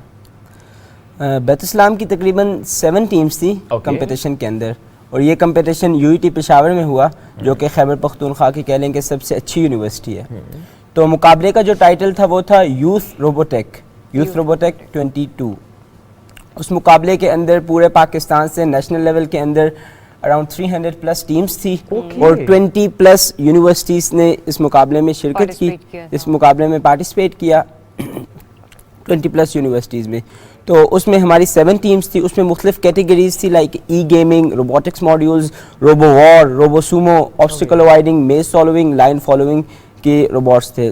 तो हमारे जो जामिया ने शिरकत की वो एक कंपटीशन था robotic arm, simple hopping robot, line following, मेज सॉल्विंग एंड ऑब्स्टिकल अवॉइडिंग।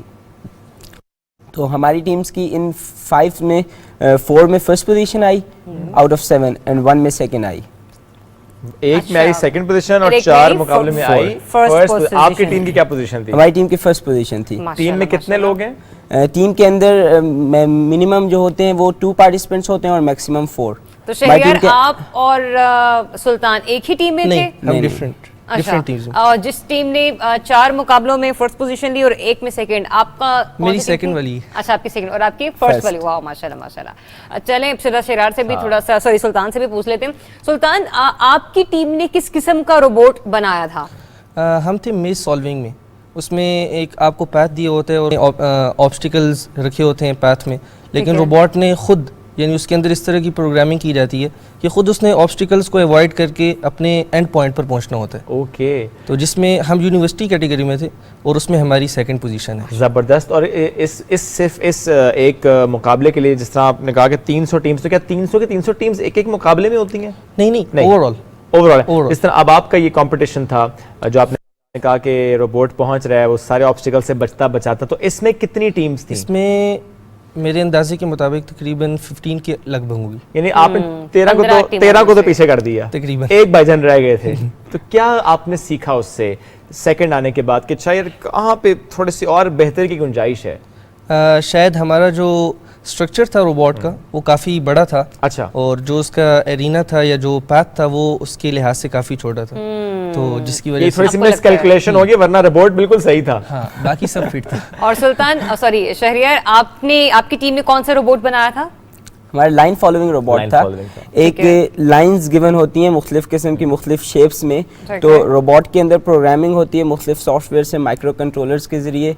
तो उस रोबोट ने उस लाइंस को सेंसर्स के ज़रिए फॉलो करना होता है और फिर अपना जो एंड पाथ होता है उस लाइन का वो कंप्लीट फॉलो करना होता है। ये बिल्कुल वैसा रोबोट होता है जैसे हम आजकल पाकिस्तान में कुछ रेस्टोरेंट्स में देखते हैं एज अ वेटर कि वो रोबोट भाईजान उस लाइन को फॉलो करते करते खाना ला के टेबल्स पे रखते हैं। वो रोबोट तो उसकी यूटिलाइजेशन तो यहाँ हो गई।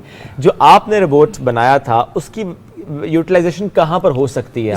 इसकी हो सकती है जैसे मिसाल के तौर पर ड्राइविंग, मतलब ड्राइवर के बगैर एक कार जो है ना खुद से जाए, उसमें रास्ते में गाड़ी आए वगैरह तो उनको खुद से वो अवॉइड करे, तो इस चीज़ में उसकी आगे फ्यूचर में कुछ हो सकता है। अच्छा, अब आते हैं कि आपकी रूटीन क्या होती है, क्योंकि जिस तरह मैंने और ज़रिया ने जिक्र किया ना कि एक तासुर होता है जी कि सारा फोकस है दीन पे, और माशाल्लाह जिस तरह the way you are telling things, इतना मज़ा आ रहा है सुनकर भी कि और एक कॉम्प्लीमेंट भी दे दूं, आपने कुछ चंद इंग्लिश के भी जुमले और अल्फाज इस्तेमाल के, जो एक्सेंट है, जो प्रोनाउंसिएशन है माशाल्लाह शहरियार बहुत अच्छी है। तो आप लोग कर क्या रहे हैं वहाँ पे? तालीम वैसे कौन सी, मतलब ए लेवल्स क्या है? फिलहाल हम दोनों ए लेवल्स में, दोनों ए लेवल्स में है। अब मुझे दोनों जरा रूटीन बताएगा, नहीं सुबह उठने के बाद से रात तक की पूरी रूटीन क्या है? उसमें दुनियावी तालीम का कितना पोर्शन है, दीनी तालीम का कितना पोर्शन है, खेल के हद तक एक्टिविटीज़ क्या क्या होती हैं? असल में हमारे जामिया में मुख्तलिफ डिपार्टमेंट्स हैं। एक डिपार्टमेंट है कुरान का, एक है ए लेवल्स का जिसमें साथ में दर्स निज़ामी होती है, एक है ओ लेवल्स का, मैट्रिक का भी डिपार्टमेंट है। तो ये फिर अपने डिपार्टमेंट की अपनी रूटीन होती है। तो जिस तरह भी जो कुरान वाले हैं तो उनकी तो फिर सुबह से लेकर शाम तक उसी की क्लासेस होती हैं। अच्छा। जो स्कूल का डिपार्टमेंट है तो वो उनकी स्कूल की क्लासेस होती हैं। हाँ, जो एक लास्ट चीज़ जिसमें भी हम हैं ए लेवल्स में, तो वहाँ पर ए लेवल्स भी है दर्स निज़ामी, यानी जो आलिम कोर्स होता है, ये जो दीनी तालीम का। नहीं, वो मैंडेटरी है with A levels? Yes, that's compulsory. अच्छा, हाँ, तो वो ए लेवल्स के साथ ही चलता है एंड दैट्स कम्प्लीमेंट्री। तो वो जो है ना, इसमें एक ये चीज़ है कि जिसमें हम दोनों चीज़ें इकट्ठी चलाते हैं। यानी सुबह फजर में तहज्जुद में हमारे बच्चे उठते हैं, उसके बाद फजर की नमाज, तिलावत वगैरह, फिर एक्सरसाइज भी होती है हमारे जामे में, और ये रूटीन है। हर बच्चे के लिए मस्ट है कि वो एक्सरसाइज में पार्टिसिपेट करे। और एक्सरसाइज के बाद फिर हमारे पीरियड्स शुरू हो जाते हैं। हमारे तकरीबन 10 पीरियड्स होते हैं। तो उनमें से फर्स्ट 5-6 पीरियड्स वो रिलीजियस एजुकेशन के, दीनी तालीम के, उसके बाद जो है बाकी वो ए लेवल्स के पीरियड होते हैं। और फिर मगरिब के बाद ये जो टाइम है हमारा, ये होमवर्क का टाइम है। अच्छा। इसमें हम दोनों चीज़ों का जितना भी होमवर्क वगैरह होता है तो वो उसको उसमें हम यूटिलाइज करते हैं। असर के बाद का जो टाइम है इसमें फिर फुटबॉल, वॉलीबॉल, खेलने का टाइम किधर है? बैडमिंटन वगैरह। मतलब ये कि पढ़ना ही पढ़ना है। नहीं, इतना भी आदमी रोबोट तो नहीं है। अच्छा, रोबोट बनाते हैं लेकिन रोबोट नहीं है। ठीक है, उसने अपने दिल का ना जो कहते हैं दुख बयान किया। अच्छा शहरियार, आप ये बताइए कि अब इन्होंने तो बताया कि ए लेवल्स भी साथ हो रहा है, मैट्रिक की भी दी जा रही है तालीम, दीनी तालीम भी दी जा रही है, साथ ही साथ आप लोग टेक्नोलॉजी पर भी काम कर रहे हैं। अमूमन ये होता है कि हमने कुछ मदरसे ऐसे देखे कि जहाँ पे सिर्फ और सिर्फ दीनी तालीम ही दी जाती है। अगर आपके मदरसे में कोई भी बच्चा आता है तो क्या उसको ये कहा जाता है या उस बच्चे की अपनी स्वाबदीद है उसके पेरेंट्स की कि उसने दूसरी तालीम लेनी है या नहीं लेनी है, या दोनों को बैलेंस करके आपके इंस्टीट्यूट में आगे बच्चों को लेकर जाया जाता है? नहीं, ऐसा होता है ना हमारे इंस्टीट्यूट के अंदर, हमारे जामिया के अंदर, के पहले तो एक डिपार्टमेंट है हिफ्स। ठीक है। हिफ्स के बाद अगला डिपार्टमेंट होता है ओ लेवल्स। मतलब ये एक सेपरेट डिपार्टमेंट है। अगर कोई इसमें एडमिशन लेना चाहता है तो वो बिल्कुल एडमिशन इसमें ले सकता है। तो उसके लिए ये है कि बच्चे की जो एज हो वो 13 ईयर्स हो, ओके, वो प्राइमरी तक उसने पढ़ा हो और वो हाफिज हो। ये अगर 3 वो कंप्लीट कर रहा है जो कंडीशंस हैं, तो वो ओ लेवल्स के डिपार्टमेंट में आफ्टर द एडमिशन टेस्ट, अच्छा, पहले दीनी तालीम मुकम्मल करनी है, उसके बाद आपको मतलब यानी कि कुरान हिफ्ज करना है, ये एक शर्त है इसकी। तो वो उस ओ लेवल्स में दाखिला ले सकता है। 4 इयर्स के बाद जब वो अपना ओ लेवल्स कंप्लीट कर लेता है, ओ लेवल्स या मैट्रिक, 4 इयर्स में ओ लेवल्स और 3 इयर्स में मैट्रिक, जब वो कंप्लीट कर लेता है तो उसके बाद उसके लिए ऑप्शन होता है वो ए लेवल्स और जो दरस निज़ामी है, वो जो दीनी तालीम है, वो दोनों को कंटिन्यू कर सकता है, दोनों को एट द सेम टाइम। उसकी अपनी चॉइस होती है। अगर he is capable, he can do, he will continue both educations at one time. A levels as well, option यही है उसके पास, एक ही ऑप्शन है उसके पास। या he has one option, A levels and Dars Nizami और only Dars Nizami. And there is another option as well, अगर वो नहीं कर सकता, मतलब ए लेवल्स साइंस में, प्री इंजीनियरिंग, प्री मेडिकल और ICS वगैरह, तो उसके लिए हमारा ये सेकंड ऑप्शन ये है कि वो आर्ट्स कर ले, क्योंकि आजकल आर्ट्स का भी है या स्टीम का दौर आ गया ना, science technology and arts, stem education में बहुत काम हो रहा है, तो वो आर्ट्स भी कर सकता है। आर्ट्स में ये है कि हम उसके लिए मुख्तलिफ सब्जेक्ट्स हैं, like economics, business, English speaking वगैरह। एक और बात जो हमारे मदरसे की you can say is excellence is, हम लैंग्वेज पे बहुत फोकस करते हैं। अच्छा, अभी जो बच्चे डिपार्टमेंट ऑफ O लेवल्स में पढ़ रहे हैं, कंटेम्प्रेरी एजुकेशन में पढ़ रहे हैं, उनके लिए मस्ट है कि वो हर हाल में जिधर भी हैं, whether they are the cafe और they are in the class, anywhere they are in the ground, anywhere, उन्होंने इंग्लिश ही बोलनी है एट एनी कॉस्ट। सही। और जो ए लेवल्स वाले बच्चे हैं, जो अरबिक वाले बच्चे हैं, at any cost they have to speak Arabic. Arabic, अच्छा, जबरदस्त। और उसके अलावा हमारे बैतुल-इस्लाम जो जामिया है, उसके अंदर मुख्तलिफ लाइब्रेरीज हैं। There is a huge library for the students of English department, a huge library for the students of Arabic department. अच्छा। And we have a special time for them that they have to read every day 1 hour English and Arabic. Right. ये बताएं, day scholar भी होते हैं या कि सबके सब बोर्डिंग पर हैं? सबके सब बोर्डिंग पर ये मैंडेटरी है? यस। आपके एक जो जामिया है वो है कराची में और एक है तलागंग में, 2 ही हैं? ये 2 मेन ब्रांचेस, 2 मेन कैंपस हैं। हाँ, इसके अलावा we have branches in Islamabad, in now I think it started in Karachi also, there are some other branches. अच्छा। And some schools, we have one intellect school as well in Karachi. Yes. अब इस्लामाबाद के रिहायशी भी अगर इस सेगमेंट देखने के बाद सोचेंगे बच्चे को भेजना है बैतुल-सलाम, तो उनके लिए ये सहूलत मौजूद है कि इस्लामाबाद में भी इदारा है, लेकिन boarding? Yes, no it doesn't have boarding. अच्छा, बोर्डिंग नहीं है यहाँ पे, इट्स नॉट। यहाँ पे डे स्कॉलर हैं और तरीकेकार वही है कि 13 साल की उम्र हो, प्राइमरी की हो, हिफ्ज किया हो। फिर थोड़ी डिफरेंसेस हैं। अच्छा। जो बोर्डिंग, जो हमारी 2 मेन ब्रांचेस हैं, like one in Karachi, one in Talagang, there the 2 main branches. उनके अलावा बाकी जो हैं, तो इनमें ये स्कूल टाइप का सिस्टम है, सुबह की क्लासेस होती हैं, फिर उनकी उसमें भी है इसी तरह बैलेंस दीनी और दुनियावी तालीम का? जी। अच्छा। तो आप दोनों का ताल्लुक किस शहर से, मतलब आप बोर्डिंग तो कंटिन्यू कर रहे हैं? मैं मियांवाली से हूँ और ये रावलपिंडी से। अच्छा, तो घर कितने दिनों के बाद जाना होता है? 2 हफ्ते बाद। 2 हफ्ते बाद? अच्छा, अब छुट्टी मिल जाती है। और कितने, 2 दिन के लिए? Actually we have leave on every Thursday, after this our weekend is Thursday Friday. Okay. So whoever wants to go whenever, 1 week, 2 week, बुध को रात को चले जाएं? नहीं, बुध को नहीं, बुध को नहीं, थर्सडे को क्लासेस के बाद। अच्छा, क्लासेस के बाद। मैंने कहा थर्सडे भी छुट्टी है, नहीं थर्सडे को जाना है, शाम को जाना है। ग्रेट, चले, थैंक यू जी, थैंक यू सो मच। आप दोनों के आने का बहुत शुक्रिया, बड़ा अच्छा लगा आपसे गुफ्तगू करके। एक मिसाल इन्होंने फिर से कायम की। मैं तो सिंपली आपके सामने कह रही हूँ, मैं सच में आप दोनों से बहुत इंप्रेस हुई कि दीनी और दुनियावी तालीम साथ साथ चल रही है। और एक जो कॉन्सेप्ट होता है कि मदरसे जाने वाले बच्चे जो हैं वो इस तरह नहीं तालीम को लेकर चल सकते, या फिर हमने अक्सर ये देखा है कि उन बच्चों को ये नहीं देखा जाता कि वो टेक्नोलॉजी वगैरह से उनकी कोई कनेक्टिविटी होगी या नहीं होगी, लेकिन तमाम मदरसे भी ऐसे नहीं परफॉर्म करते। एग्जैक्टली। इससे पहले कई बार मुझे मौका मिला बैतुल-सलाम के होनहार बच्चों के इंटरव्यू करने का, क्योंकि ये पहली बार नहीं है कि उन्होंने किसी कंपटीशन को विन किया है। बहुत ज़्यादा कंपटीशन से विन कर चुके हैं, इंटरनेशनल लेवल पर जाकर माशाल्लाह विन कर चुके हैं। तो इसलिए बहुत ज़्यादा सराहते हैं हम बैतुल-सलाम को और उसके इस निज़ाम को, जिसमें हम देख रहे हैं कि बड़ा अच्छा एक बैलेंस हमें नज़र आ रहा है। नाज़रीन, छोटी सी ब्रेक लेंगे, जब ब्रेक से वापस आएंगे तो कुछ और मेहमान और कुछ और मौज़ूआत हमारे पास मौजूद हैं। एक ऐसे वकील से आज आपकी मुलाकात कराएंगे, हैं तो वकील लेकिन लिखारी, क्या करते हैं, कैसे करते हैं, बताएंगे वो खुद अपनी ज़बानी ब्रेक के बाद।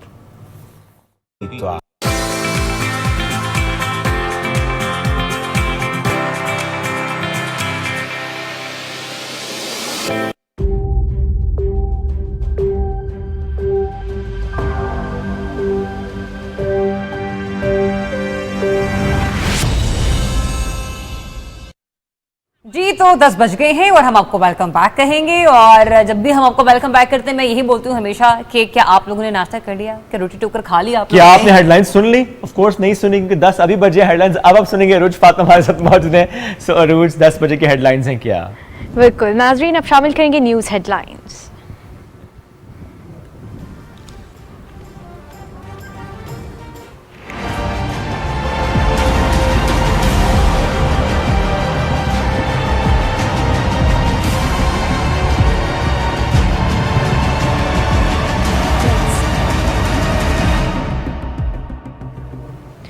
मकबूजाबादी फौजी छावनी में तब्दील, जगह जगह चौकियां कायम। भारतीय यौम जमहूरिया आज यौम सियाह के तौर पर मनाया जा रहा है।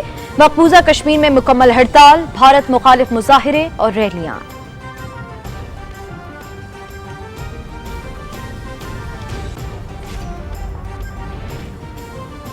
वजीर आजम इमरान खान आज इस्लामाबाद में नया पाकिस्तान कौमी सेहत कार्ड का इजरा करेंगे।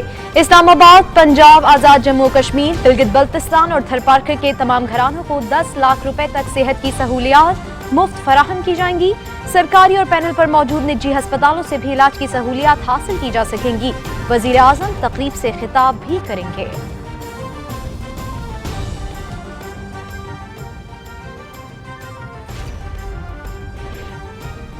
वजीर आजम ने इस्लामाबाद में ऑफिसर्स रेजिडेंशिया और PHA अपार्टमेंट्स का इफ्तिताह कर दिया। वजारत हाउसिंग 88,000 घरों की बर वक्त तकमील यकीनी बनाई। कोरोना में तामीराती शोबा बंद न करने से 30 से ज्यादा सनतों को फायदा हुआ। माशी शरह नमू 5.37% तक पहुंच गई। इमरान खान।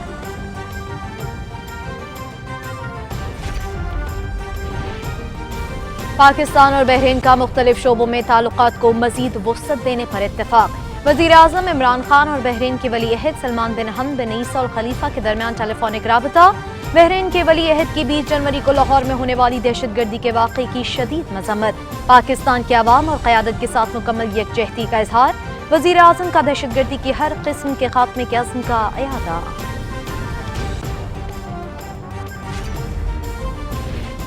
हुकूमत का करप्शन मुकदमा जल्द निपटाने के लिए भरपूर पैरवी का फैसला। ट्रांसपेरेंसी इंटरनेशनल की रिपोर्ट इंसाफ की फराहमी से मुतालिक है। करप्ट अनासिर मुकदमात का सामना करने की बजाय बैरून मुल्क फरार। मुकदमात के गैर जरूरी इल्तवाह के लिए बहाने बनाते हैं। हमने बदउनवानी के खात्मे के लिए सबसे ज्यादा इक़दाम किए। वजीर आजम इमरान खान का काबीना इजलास से खिताब।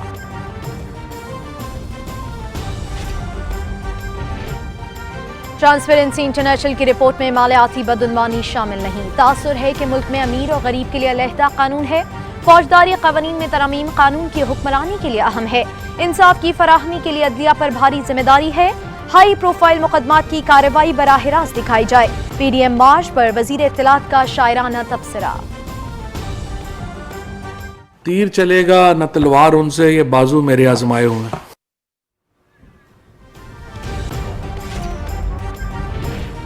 वफाकी काबीना का मरदमशुमारी दिसंबर में मुकम्मल करने का फैसला। आइंदा जनवरी में हल्का बंदियां होंगी। आम इंतखाबात नई हल्का बंदियों पर होंगे।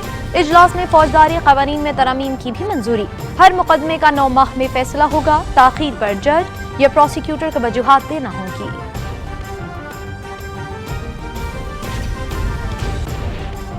पाकिस्तान में कोरोना का मुसलसल फैलाव। मजीद 5,196 अफराद में वायरस की तस्दीक। मुस्बत केसेस की शरह 10.17% रिकॉर्ड। 15 अफराद जाँ बहक। 1,293 अफराद की हालत तशवीशनाक।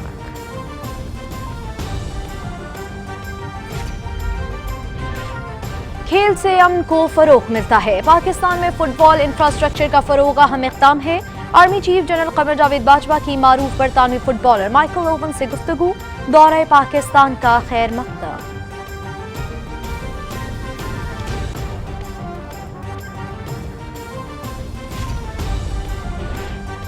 ग्लोबल सॉकर वेंचर्स और कामयाब जवान स्पोर्ट्स ड्राइव का अहम इश्तराक। पाकिस्तान में फुटबॉल को तरक्की दी जाएगी। English star footballer Michael oven अहम किरदार अदा करेंगे।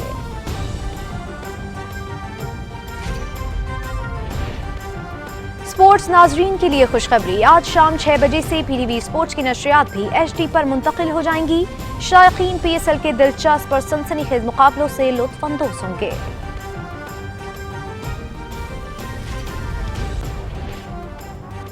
और PSL 7 का मैदान सजने को तैयार। मेगा इवेंट का इफ्तिताही मैच कल कराची में खेला जाएगा। मुल्तान सुल्तान्स टाइटल का दिफा करेंगे।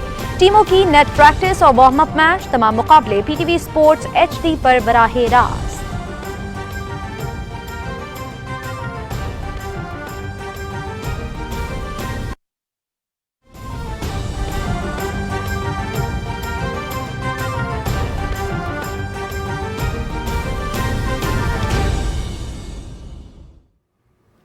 और नाज़रीन, ये थी अब तक की ताज़ा तरीन। अब मैं जाऊंगी शोएब पर जरिए आपकी जा रहे हैं जी, तो हम भी आपको वेलकम करते हैं एक बार फिर से अपने शो में। अच्छा रोज मुझे ये बताएं, जब आप PSL की खबर पढ़ रही हैं, कैसा जज्बा आप खुद में भी देखती हैं और कितनी एक्साइटेड हैं? स्पेशली ये बताना है आपने कि आपकी फेवरेट टीम कौन सी है?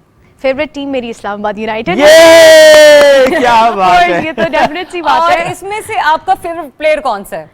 फेवरेट प्लेयर तो बहुत सारे, लाइक अगर हम पाकिस्तान की बात करें तो इंटरनेशनल सारे प्लेयर्स मेरे फेवरेट हैं।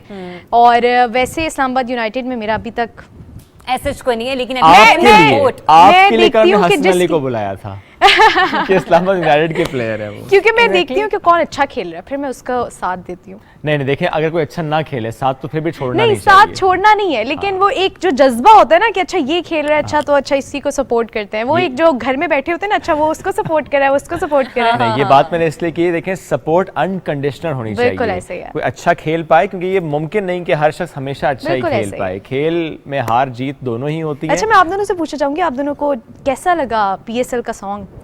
हमें तो अच्छा लगा। बहुत ज्यादा, अच्छा, बहुत ज्यादा। क्योंकि बहुत से आगे लोगों मैंने को कुछ नहीं पसंद नहीं है। हाँ, बहुत ज्यादा अच्छा लगा। अच्छा। लगा, song। बहुत ज्यादा लगा, अच्छा। दिल पर लगा। अच्छा, वैसे अब तक के बहुत सारे PSL के सॉन्ग्स आए हैं, आपके जो जितने भी अब तक के सीजन 6 तो हमने देख लिए, 7 का भी आ 7 गया। आपके कौन से फेवरेट सॉन्ग? पहला वाला डेफिनेटली पहला वाला ही मेरा फेवरेट। उसके बाद जितने या आए। जब भाई हाजिर अभी हो गया तक- वो वाला। हाँ, नहीं, भाई पहला हाजिर ही है। मेरा फेवरेट था। जो अब आया है सीजन 7 का, उसकी बीट बहुत अच्छी है, लाइक वो एक एनर्जी देता है याद आपको। नहीं हो पा रहा, हम दोनों हाँ, कोशिश ये- कर रहे हैं, हमसे याद मैं भी नहीं हो कोशिश कर रही हूँ, नहीं हो पा रहा। हमारा टास्क है, जब नेक्स्ट टाइम अरूज हमारे साथ होंगी यहाँ पर तो हम पूछेंगे उन्होंने कितना याद किया और हमने कितना याद किया और आपने कितना याद किया। याद करें, वीडियो में हमें। Thank you so much Arooj. Thank you so much. So much जी, हैव अ ग्रेट डे। चलें जी, बढ़ते हैं आगे अपने अगले मेहमान की तरफ और अपने अगले मौजू की तरफ। और वो मौजू है जिसका मैंने थोड़ा सा टीजर दिया था, लिखारी हैं वो, वकील हैं लेकिन लिखारी हैं। ये पेपर्स क्या आपके नहीं हैं? नहीं, ये पेपर्स आपके हैं। बहुत शुक्रिया, बैठ ये वाली जाइए। पर्चियां मेरी हैं, वो वाली पर्चियां आपकी हैं। फरहान कियानी साहब प्लीज आप आ भी जाइए, जब तक हम आपके इंट्रोडक्शन कराते हैं। प्लीज आप आइए, गुड मॉर्निंग कहेंगे आपको सर। हम बात करें पाकिस्तान के उभरते हुए लिखारी फरहान कियानी की। 2 किताबें हमारे पास इनकी मौजूद हैं, आ चुकी हैं यहाँ पर। अस्सलाम वालेकुम सर, प्लीज आप आगे बैठिए। पेशे के एतबार से वकील हैं, काला कोट पहन के आए हैं तो वकील लेकिन लिखते हैं। सर आपको इस तरफ बैठना होगा। और जनाब फैंटेसी एडवेंचर नॉवेलिस्ट के तौर पर पहचाने जाते हैं, यानी सादे नॉवल नहीं लिखते, fantasy Fantasy adventure novels। Novel लिखते हैं। एक है मेरे पास द 5 विशेस। अच्छा, मेरे पास भी 5 विशेस है। क्या ये बुक ये 5 विशेस का पहला पार्ट तो नहीं है? हाँ। ओके, अच्छा, ओ हाँ, अस्सलाम वालेकुम ये जी, तुक्का कैसे मारा हैं था आप? हमने। जबरदस्त। ये बताएं कौन सा पार्ट पहले है? जी वो पहला है, ओके। ये दूसरा है, फिर और तीसरा 5 आएगा, आएंगे? फिर 5 आएंगे। और आपको देखने इसमें के पहली बाद विश है। ना फरहान, जैसी आपकी माशाल्लाह पर्सनैलिटी, जी, आपको ऐसा लग रहा है कि आप हॉगवर्ड के स्टूडेंट हैं। एक तो मुझे फैंटेसी बुक, हैरी पॉटर के बचपन में ओके, चढ़ाते भी थे। जबरदस्त। ये बताएं कि 5 विशेस में पहली, आई मीन जो फर्स्ट इसका पार्ट है, इसमें पहली एक ही विश है, वो क्या विश है, इसमें क्या है, what is this all about? Basically apparently तो ये ऐसे लगता है कि ये एक्सक्लूसिवली बच्चों की है, but it's not like that. जिस तरह लॉर्ड ऑफ द रिंग्स है, अब वो है तो फैंटेसी जॉनरा, बट उसके पीछे जो फिलॉसफी है दैट ठीक है। Very much connected to the human psychology, उसमें अब it's a transition from good to bad. अब इसके आप कवर पे देखेंगे कि 5 विचेस बनी हुई यस, और हैं। एक बेबी है उनकी जी गोद में। बेबी है, उस बेबी वो अब इसमें क्या हो गया, बेबी बड़ा हो गया, किंग बन अच्छा, गया। है वो गोद में ही उनके? अच्छा, आपके पास गोद में है, मेरे वाली बुक में बड़ा हो गया हाँ ये। जी, तो वो उस it's basically it's a transition from good to bad. अब फैंटेसी नॉवेल्स जो होते हैं, जो इनका जो जिसको मैं फादर ऑफ फैंटेसी नॉवेल्स कहूँगा, वो J.R.R. टोल्किन, जिसने लॉर्ड ऑफ द रिंग्स और हॉबिट Right. सीरीज वो सारी लिखी थी वर्ल्ड वॉर 2 के बाद।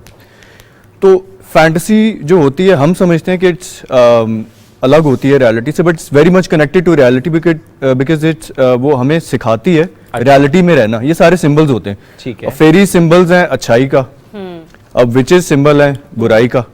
तो वो it's a transition from good to bad. वो आप विशेस के परसूट में अपनी अच्छाई से बुराई की तरफ चले जाते हैं। ये हम लोग जो है ना, ये भी आप ये मैं ढूंढने गया था। देखेंगे आप।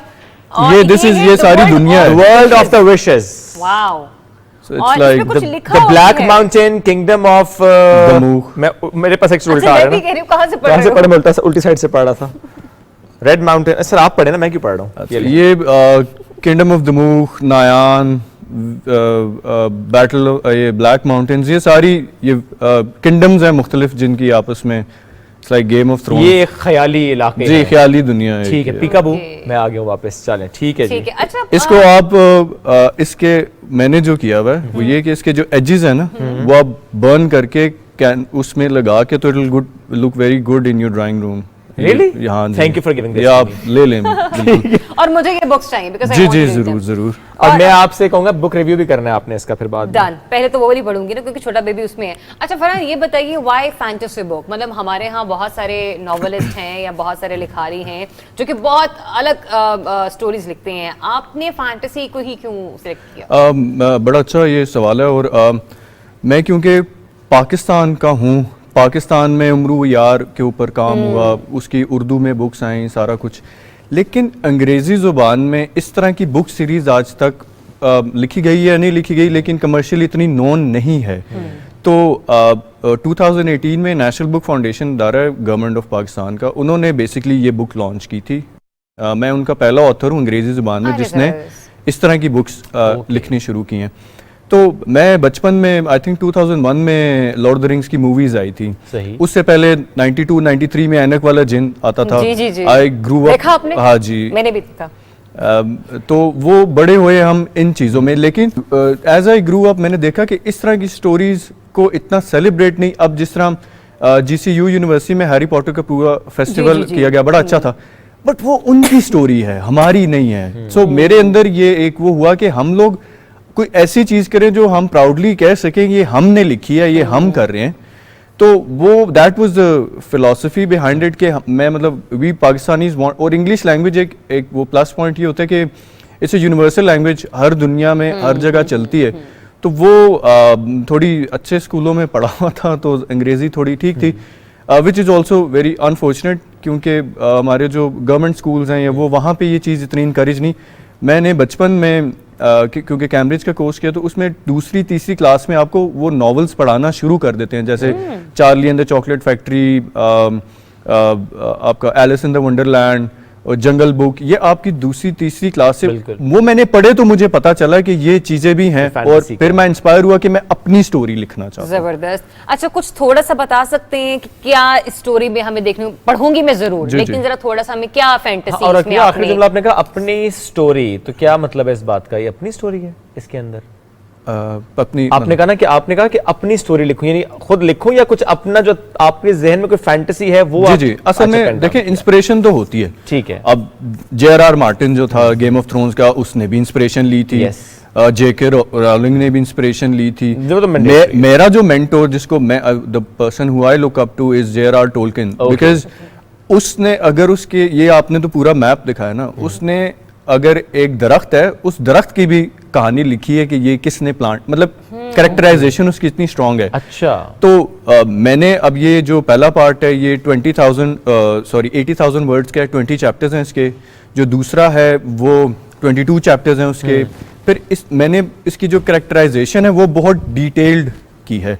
इसमें मैंने जिस तरह इनको पहले बताया, इसकी जो फिलॉसफी है वो जिसके ऊपर बेस्ड है वो बड़ी मशहूर एक फिलॉसफी है काले और सफ़ेद भेड़िए की। सही। ये बेसिकली रेड इंडियंस जो थे, अमेरिकन रेड इंडियंस, जो वो ये हमारे नेबर्स नहीं जो वो रेड, उनकी एक philosophy, they believe in spirits a lot. उनका इतना कोई religion, it revolves around spirits.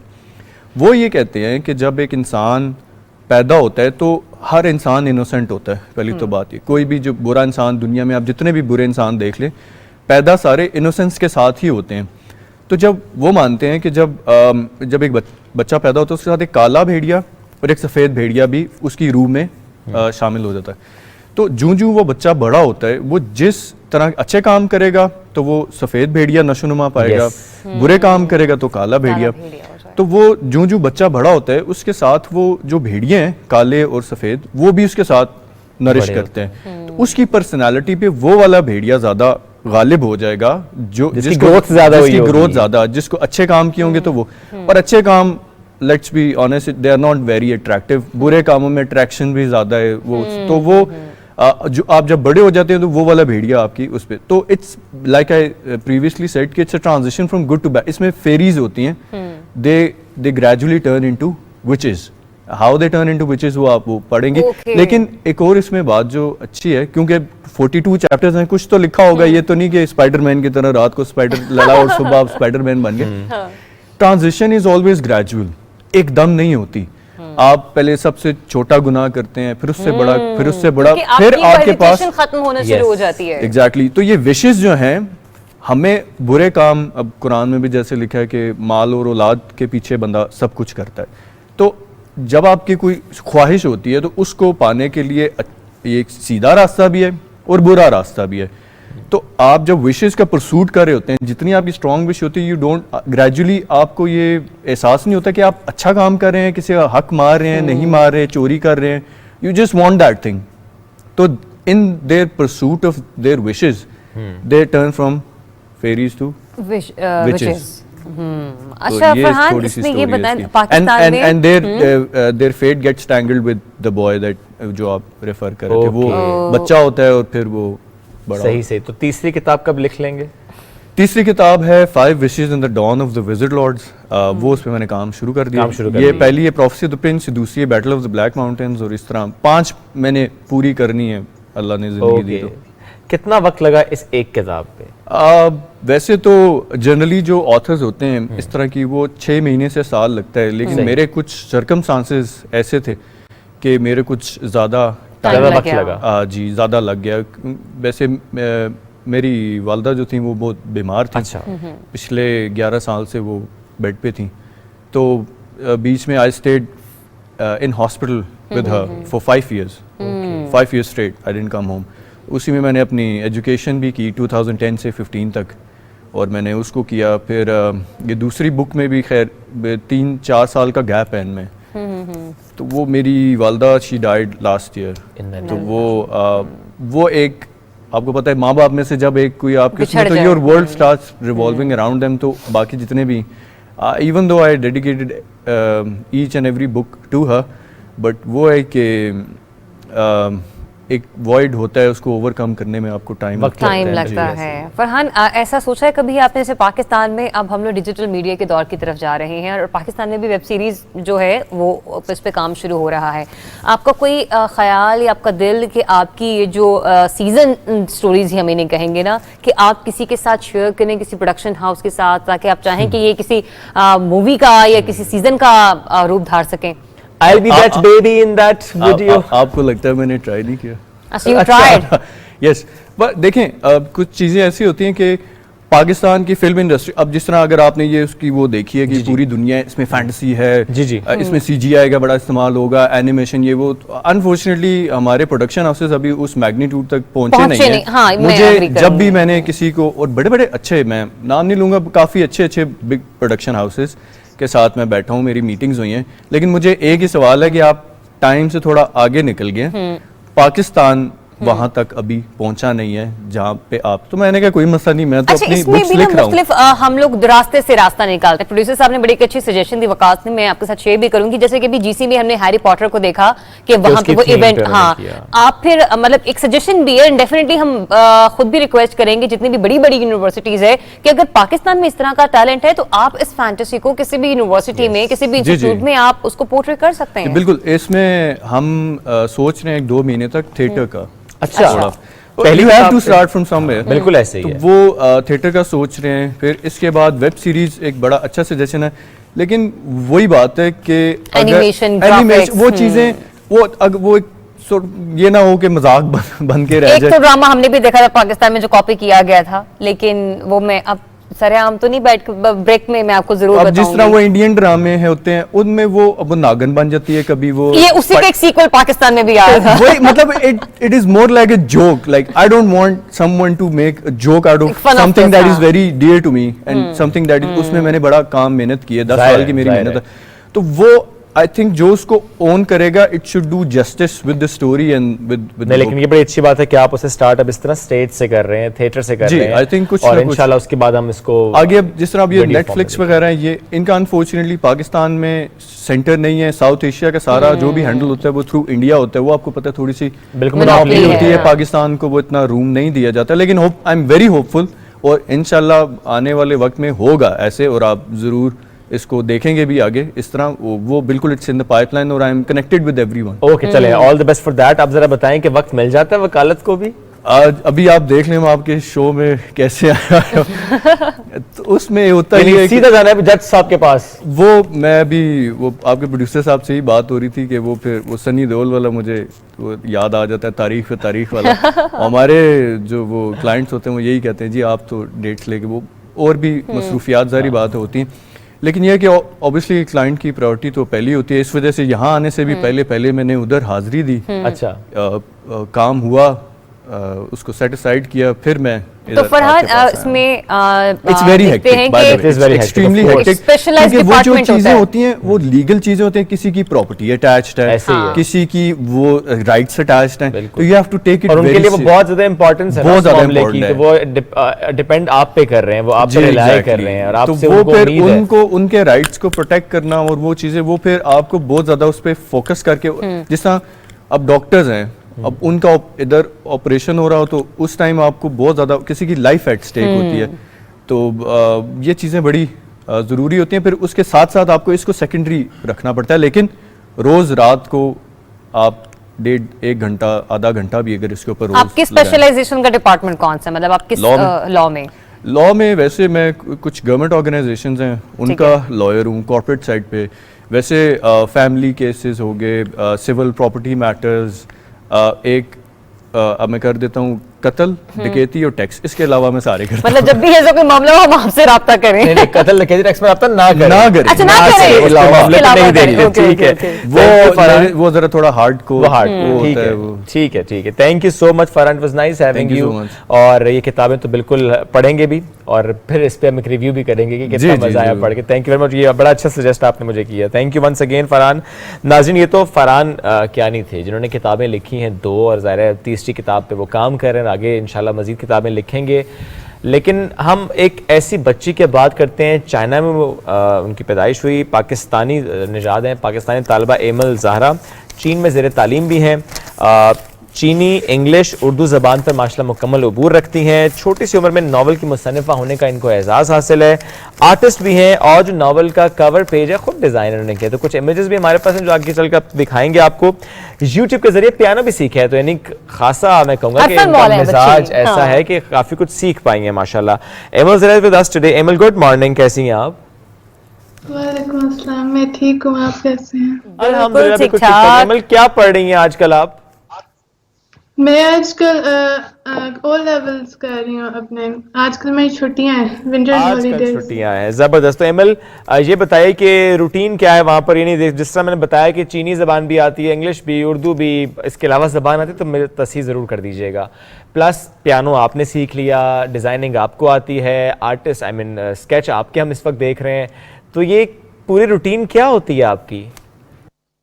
Normally आजकल वैसे मेरे ओ लेवल के एग्ज़ाम्स पास आ रहे हैं, मई में हैं, तो नॉर्मली तो मैं बहुत अभी फोकस अपनी स्टडीज़ पे हूँ, लेकिन क्योंकि आजकल छुट्टियां हैं तो आजकल मेरे पास ज़्यादा टाइम होता है, तो आजकल मैं बस होमवर्क भी बहुत मिला है हॉलीडेज़ के लिए, वो करती हूँ, और फिर फ्री टाइम में मैं ज़्यादातर पियानो बजाती हूँ, लेकिन क्योंकि आजकल सर्दियाँ मैं बाहर इतना जा नहीं पाती, तो इसलिए घर ही बैठ के मैं पियानो वगैरह बजाती हूँ, ड्राइंग करती हूँ, और मैं मेरी जो बुक है जो पब्लिश हुई है उसके मैं सेकंड सीक्वल पे काम कर रही हूँ, तो वो भी मैं आजकल उस पर भी काम कर रही हूँ।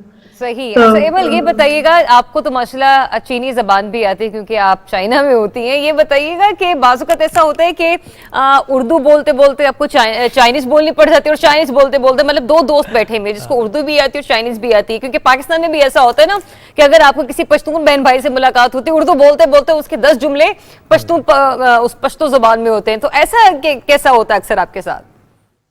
कभी कभी मैं जब नई जैसे चाइना में बहुत अरसा रह के दोबारा पाकिस्तान जाती हूँ, तो मैं अपनी पाकिस्तानी फ्रेंड से बोल रही होती हूँ, तो कभी कभी दरमियान में चाइनीज़ एकदम से बोलना शुरू कर देती हूँ, और कभी कभी होता है कि चाइना में मैं जब बहुत अरसे पाकिस्तान में रह के वापस आती हूँ तो मैं फिर चाइनीज़ में उर्दू बोलना शुरू करती हूँ, और कभी मेरे जो पेरेंट्स हैं उन्हें चाइनीज़ आती है, लेकिन कभी कभी मुझे ट्रांसलेट करना पड़ता है उनके लिए।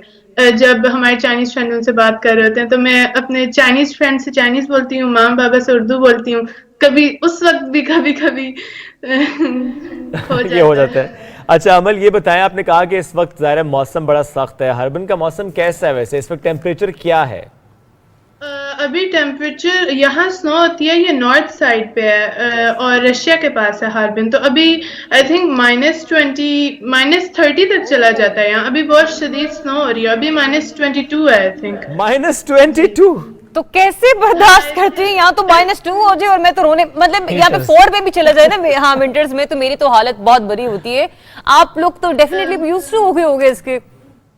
जी, मजा भी बहुत आता है, लेकिन घर में तो हमारी हीटिंग है ना, लेकिन फिर भी सर्दी लगती है, मैंने अपर वगैरह पहना हुआ है और बाहर सर्दी होती है, लेकिन अगर अच्छा पहन के जाओ तो फिर ठीक हो जाता है, लेकिन अगर बुरा पहना तो बहुत सर्दी होती है। लेकिन यहाँ जो रिवर है वो सारा फ्रीज हो जाता है और यहाँ इनका आइस सिटी भी बनता है, इतनी ज्यादा सर्दी होती है, ये रिवर से ब्लॉक्स, आइस के ब्लॉक्स काट के एक आइस सिटी बनाते हैं, पूरा आइस से बना होता है। अगर आप सर्च भी करें तो हार्बिन का आइस सिटी बनता है। तो हार्बिन का आइस सिटी इस वक्त तैयार है क्योंकि -22 है। अभी है, हम पिछले दिनों गए थे वहाँ। अच्छा। लेकिन मेरे मामा और भाई को सर्दी लग गई थी, फिर मैं जल्दी वापस आना पड़ा। वैसे विंटर फेस्टिविटीज वहाँ पर क्या होती हैं? ये आइस सिटी तो है क्योंकि आइस एंड स्नो फेस्टिवल्स भी वहाँ पर होते हैं, तो और क्या क्या एक्टिविटीज होती हैं with respect to winters? Winters में यहाँ स्कूल में जो हमारा प्लेग्राउंड होता है उस पे कभी अगर आइस जम जाए तो वो उससे थोड़ा ज़्यादा अच्छा आइस को ज़्यादा ठीक करके वहाँ हम स्केटिंग भी करते हैं और कभी कभी कॉम्पिटिशन्स भी होते हैं, वो जो हॉकी के कॉम्पिटिशन्स होते हैं। और एक और इनका है, इनका ये बहुत फेमस है कि एक काइंड ऑफ क्या कहते हैं उसे, लड्डू नहीं होता जो टॉप जो स्पिन करता है, टॉप, वो उससे ना वो आइस पे स्पिन करता है और एक लंबा सा डंडा होता है, उसके एंड पे एक रोप होती है, तो वो स्पिन करता है और उससे वो मारते हैं उस टॉप को, और वो इतनी ऊंची आवाज निकलती है कि अगर आप तुम लोग साथ वाली बहुत अगर दूर भी खड़े हो ना तो वो आवाज बहुत ऊंची होती है, तो वो बस ऐसे ऐसे इसे मार रहे होते हैं और वो टॉप स्पिन कर रहा होता है। तो ये भी इनकी बहुत। अच्छा अमल, आपने छोटी सी उम्र में आपको नॉवल की मुसन्निफा होने का एजाज़ हासिल है। मुझे ये बताइए अब तक कितनी बुक्स लिखी हैं आपने और पहली बुक आपने किस उम्र में लिखी थी? एक्चुअली ये जो द सोल लिबरेटर है ये टेक्निकली मेरी फर्स्ट बुक नहीं है, मेरी फर्स्ट बुक थी the prisoners of the herbalism castle, लेकिन the only person who has the privilege to read it is my brother, क्योंकि मैंने वो बुक बिल्कुल, I got the inspiration to write a book after I read Harry Potter. Like I got really motivated by it, so I thought I should write a book myself as well. Then I wrote Prisoners of the Herbalism Castle, but it's like a very similar replica of Harry Potter. That's why I didn't get it published. But then I looked for more inspiration and then I wrote The Soul Liberator, which is an original idea. But other than the sequel, I still have lots of ideas. I'm like currently working on 3 more books. One is a comic book and one is seasons होते हैं ना, और एक और novel काम कर रही हूँ पे।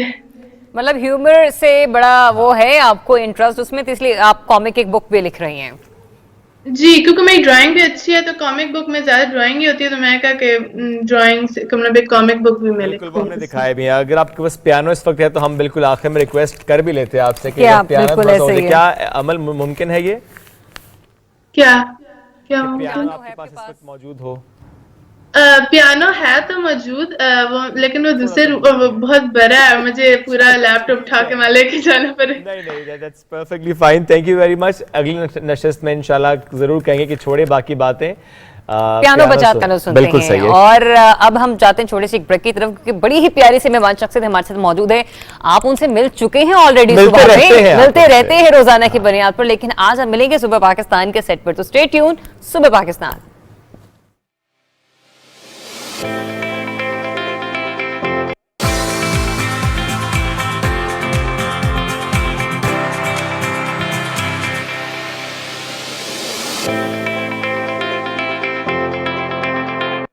आपको पता है पिछले 20 सालों में स्टॉक मार्केट इन्वेस्टमेंट का रिटर्न 18% सालाना रहा है, यानी कि बाकी ऑप्शंस जैसे कि बैंक, गोल्ड, रियल एस्टेट और डॉलर से काफ़ी बेहतर। अब आप KSB की केटेड ऐप से घर बैठे डायरेक्ट इन्वेस्टमेंट कर सकते हैं। अकाउंट ओपन करने के लिए www.ksb.com पर जाएं और ओपन अकाउंट पर क्लिक करें। ऑनलाइन फॉर्म में डिटेल्स जैसे कि नाम, एड्रेस, ईमेल और KYC डॉक्यूमेंट्स जैसे कि NIC की कॉपी, प्रूफ ऑफ फंड्स और बैंक स्टेटमेंट अपलोड करें। अब बस K-Trade अकाउंट में पैसे ट्रांसफ़र करें और स्टॉक मार्केट में पाकिस्तान की बेस्ट कंपनीज में बआसानी इन्वेस्ट करें। K-Trade, अब इन्वेस्टमेंट करे हर कोई।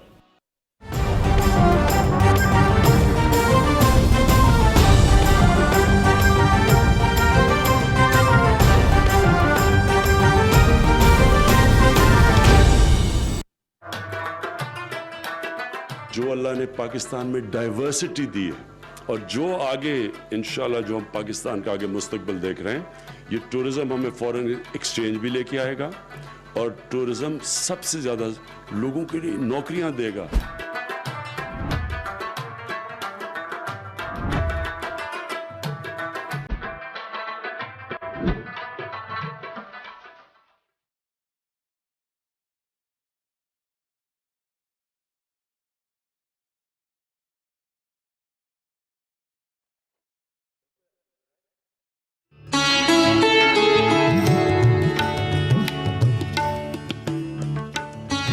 तेरी खुदी में अगर इनकलाब हो पैदा, अजब नहीं है कि ये चार सू बदल जाए।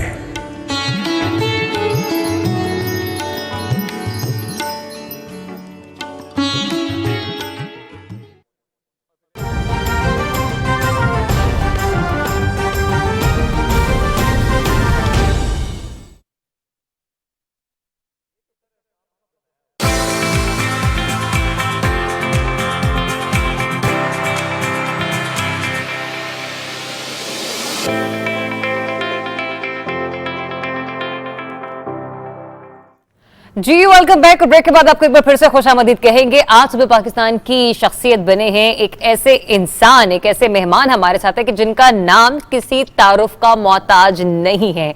हम उससे कुछ देर पहले ये सोच रहे थे कि जब उनका नाम हमने आप लोगों के सामने अपनी विंडो में हमें देना होता है तो क्या लिखेंगे उनके नाम के साथ, क्योंकि वो तो शायद जैसे कहते हैं ना कि हरफन मौला वाली शख्सियत उनमें पाई जाती है। हमने बहुत सारे टीवी शोज में उन्हें परफॉर्म करते हुए देखे एंड डेफिनेटली यूं कहें कि बहुत सारे लोगों के लिए जिन्होंने जर्नलिज्म ज्वाइन किया, जिन्होंने शोबिस में कदम रखा, उनके लिए वो मेहमान शख्सियत जो है ना वो एक इंस्पिरेशन है। मेरे लिए पाकिस्तान टेलीविजन से उनका बहुत प्यारा और बहुत पुराना ताल्लुक है और एक ऐसी शख्सियत है कि जिन्होंने 1993 में पाकिस्तान FM रेडियो पर नशर होने वाली पहली आवाज का भी एजाज हासिल किया। तो लोग किसी हद तक जान चुके होंगे और without any hesitation, without any delay, Tauseeq Haider, welcome to Subah Pakistan. कैसे हैं आप? बहुत शुक्रिया, इतने खुलूस से, इतने प्यार से आप भी और आपकी पूरी टीम ने बुलवाया। मैं बिल्कुल ठीक हूँ और बहुत लुत्फ आ रहा है। इस स्टेशन के साथ, इस बिल्डिंग के साथ मेरी बड़ी पुरानी यादें हैं। बहुत वक्त यहाँ गुजरा। अब हमारा PTV होम तो दूसरी बिल्डिंग में है, सो मुझे काफी अभी आते हुए कॉरिडोर में बहुत नॉस्टैल्जिया हो रहा था कि यहाँ अपनी जवानी की बहुत सी शामें जो है। अभी भी आप जवान हैं? हाँ, तो उसी जवानी की शामों की बात कर रहे हैं। मैं उस जवानी की शामों की बात कर रहा हूँ जब आपकी बचपन की शामें थी।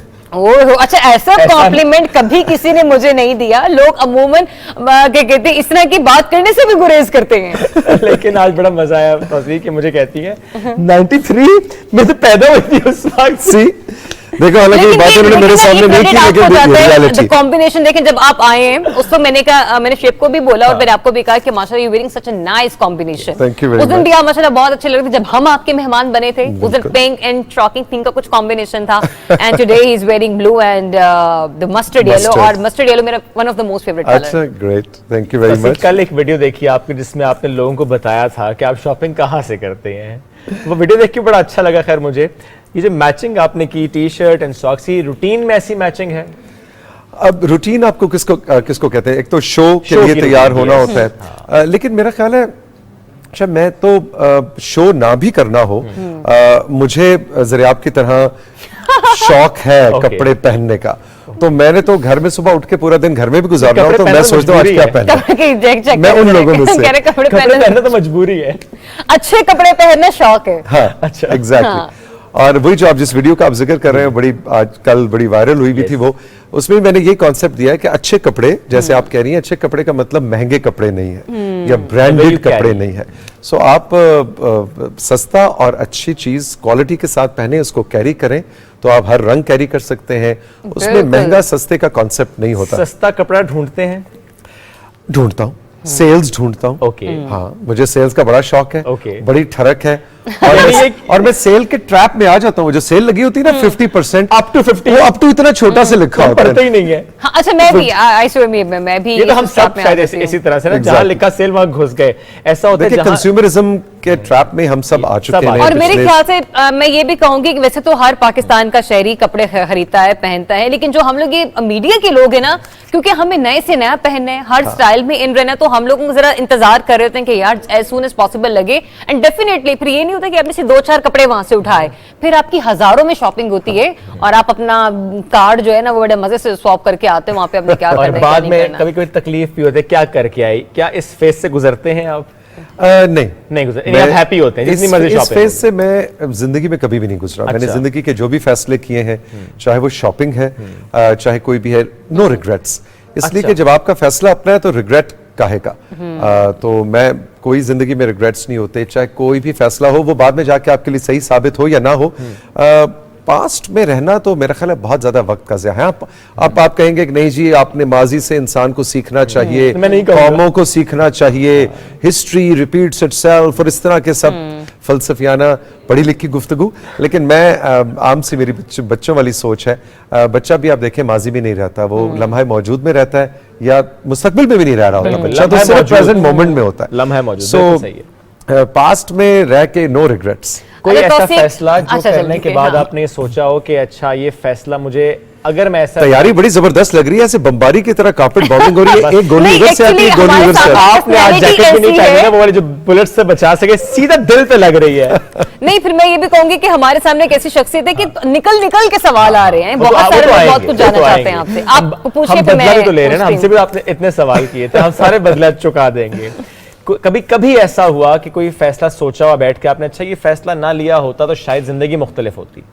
नहीं, इस तरह तो हर एक की जिंदगी में बहुत से फैसले होते हैं कि जिंदगी मुख्तलिफ होती, बिल्कुल। लेकिन अगेन रिग्रेट्स कोई नहीं, रिग्रेट्स की बात नहीं कर रहा। हाँ, शायद आई डोंट नो, हाँ मुझे पाकिस्तान से बाहर मुस्तकिल तौर पर जिंदगी गुजारने का मौका मिला था। 2007 में बहुत अच्छी जॉब अपॉर्चुनिटी थी, एक इंटरनेशनल मीडिया प्लेटफॉर्म पे यूरोप में। तो आप नाम ले सकते हैं, हम भी जानना चाहेंगे जरा वो कौन से क्या ऑफर थी जो ठुकराई गई?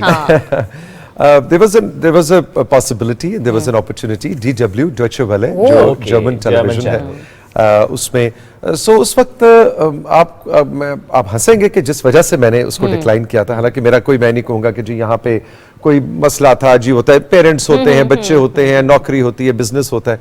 मैंने सिर्फ और सिर्फ जर्मनी की सर्दी से डर के डिक्लाइन किया। अच्छा, ये मेरी वाली कैटेगरी है यार। क्योंकि मैं 2001 से जर्मनी में पढ़ाने का, कुछ तदरीस का सिलसिला जारी था, तो मुझे पता था कि जर्मनी में ठंड कितनी ज्यादा होती है। मेरे से इस्लामाबाद की ठंड बर्दाश्त नहीं होती। तो मैं जब लोगों को बताता हूँ, और उस वक्त मेरे सारे दोस्त और कॉलीग्स और फैमिली सब पकड़ के पागल हो गए तुमने यार, है ना? लेकिन मैंने वो फिर अपॉर्चुनिटी डिक्लाइन। तो coming back to your question, कि अगर मैं उस वक्त जर्मनी चला जाता, परमानेंटली रहता, तो शायद जिंदगी किसी और डगर पे चली जाती। फिर हमें 4 जैकेट्स पहने में नजर आते हैं ऐसे। और फिर आज जैसे हमने वो चीनी बच्ची का इंटरव्यू किया, फिर हम आपको वहां से लेते हैं। हाँ, कैसे हैं आप, कैसे ठीक हूँ।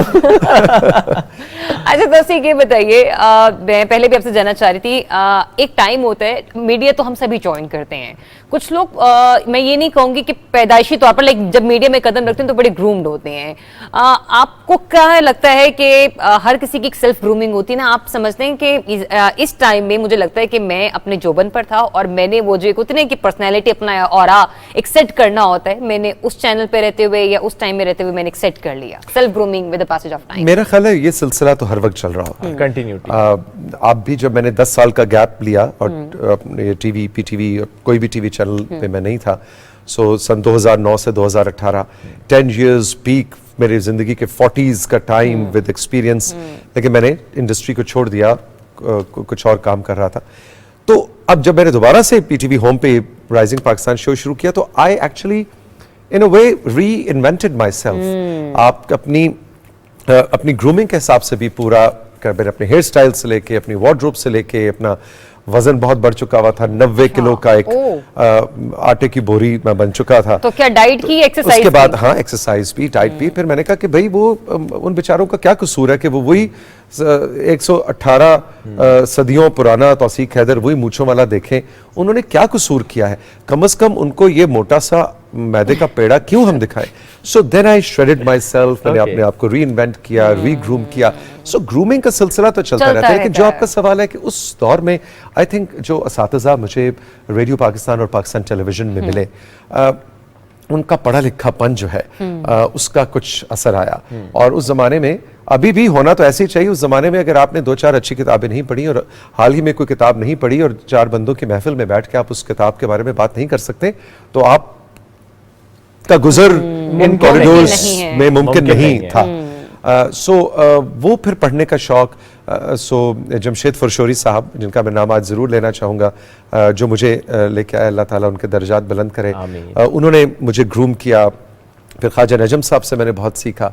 फिर आप जिस इस वक्त चैनल पे हम बैठे हैं, पीटीवी न्यूज़, इस पीटीवी न्यूज़ ने 2000 तो नहीं, 1991-92 से लेकर 1996 तक जब मैंने अंग्रेजी में खबरें यहाँ पढ़ी, तो उस ज़माने में शाइस्ता ज़ैद साहिबा और यहाँ के जो पीटीवी न्यूज़ के डायरेक्टर्स, प्रोड्यूसर्स, तो और आई वॉज जस्ट 21 साल का बच्चा था मैं, और से 25 मेरी उम्र पे थे। हाँ नहीं, आपसे थोड़ा सा बड़ा था। अच्छा, 2 साल बड़े थे। 2 साल बड़ा।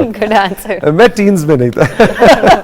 बस आखिरी। सो आई थिंक वो जो एनवायरनमेंट आपको मिलती है ना, जो लोग आपके, मेरा ख्याल है आपको किताब डिग्री से कहीं ज्यादा वो लोग, चाहे वो आपका ड्राइवर है, चाहे आपका बॉस है, चाहे आपका नेबर है, वो आप पे असरअंदाज हो रहे होते हैं। तो मुझे फॉर्चुनेटली लोग, वर्क एनवायरनमेंट बिल्कुल शुरू में, इवन रेडियो पाकिस्तान के अंदर आबिद हुसैन साहब, जिस एफएम का आप जिक्र कर रही हैं, उसके पहले प्रोड्यूसर, सो वो लोग इतने बड़े थे और बड़े हैं कि मेरा ख्याल है कि वो जो असर था ना, उसने ग्रूम किया। जबरदस्त। तौसीक, जिस पीरियड की आपने बात भी की, जिसमें आप गायब रहे, यानी हम वापसी की बात भी की, उस 10 सालों में क्या क्या किया?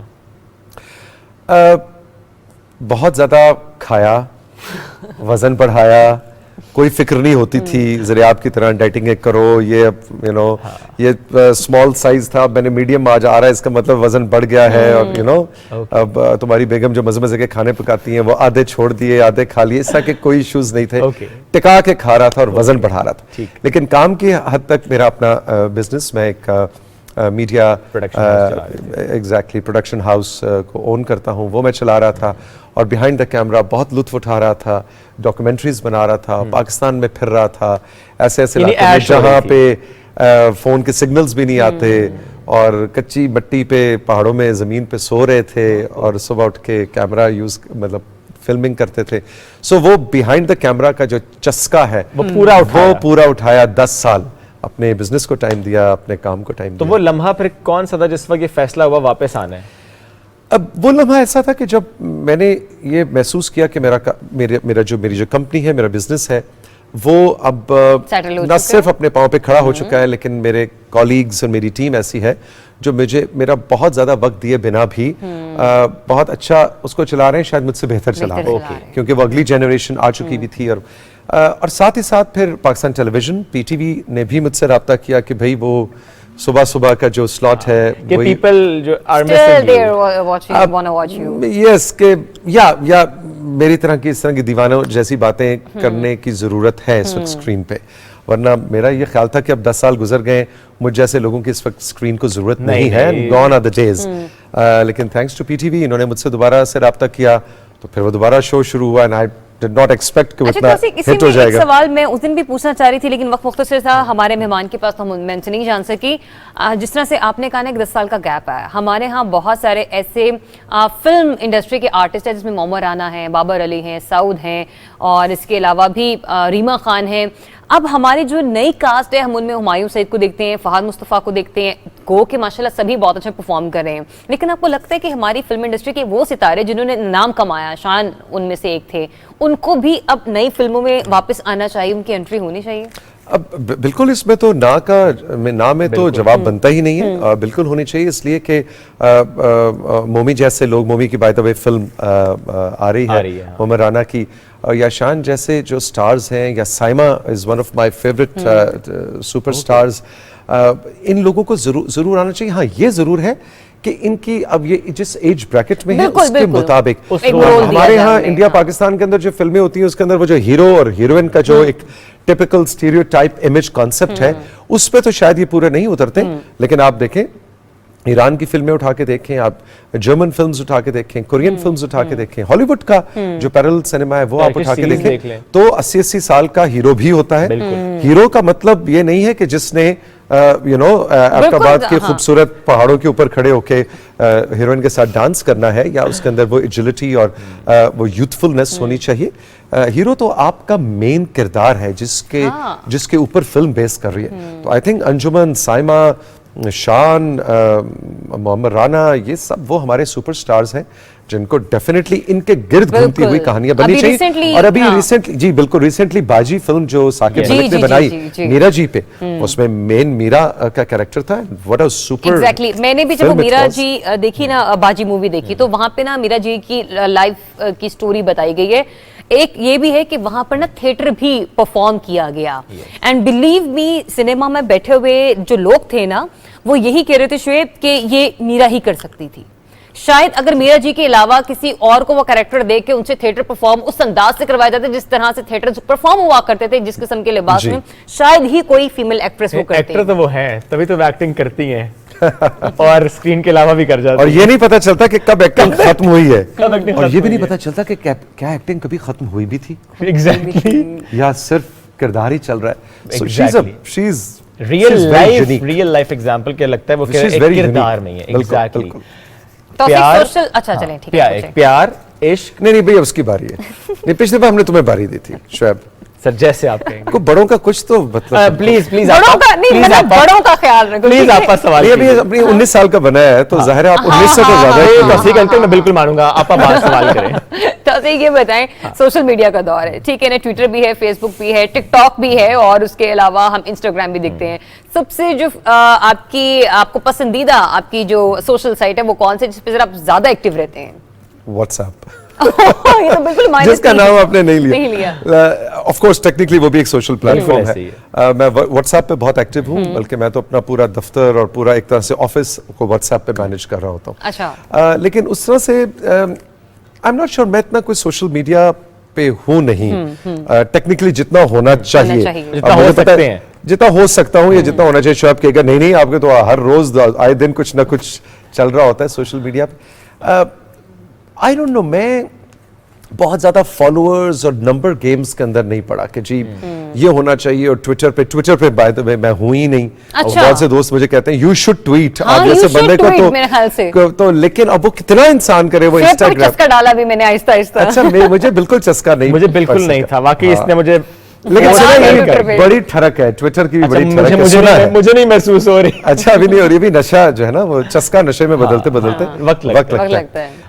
I think Facebook, I don't know, Instagram, सब पे मैं मॉडरेट। हाँ, बाय द वे अभी पिछले दिनों जब ये टिकटॉक का सारा इशू चला और टिकटॉक बैन हुआ और एक स्टीरियोटिपिकल इमेज के साथ हम टिकटॉकर्स को देखने लग गए कि टिकटॉकर है इसका मतलब है ये गैर मयारी है, इसका मतलब है ये ऐसा कंटेंट क्रिएट करती होगी, करता होगा जो आप फैमिली के साथ बैठ एक स्टीरियो।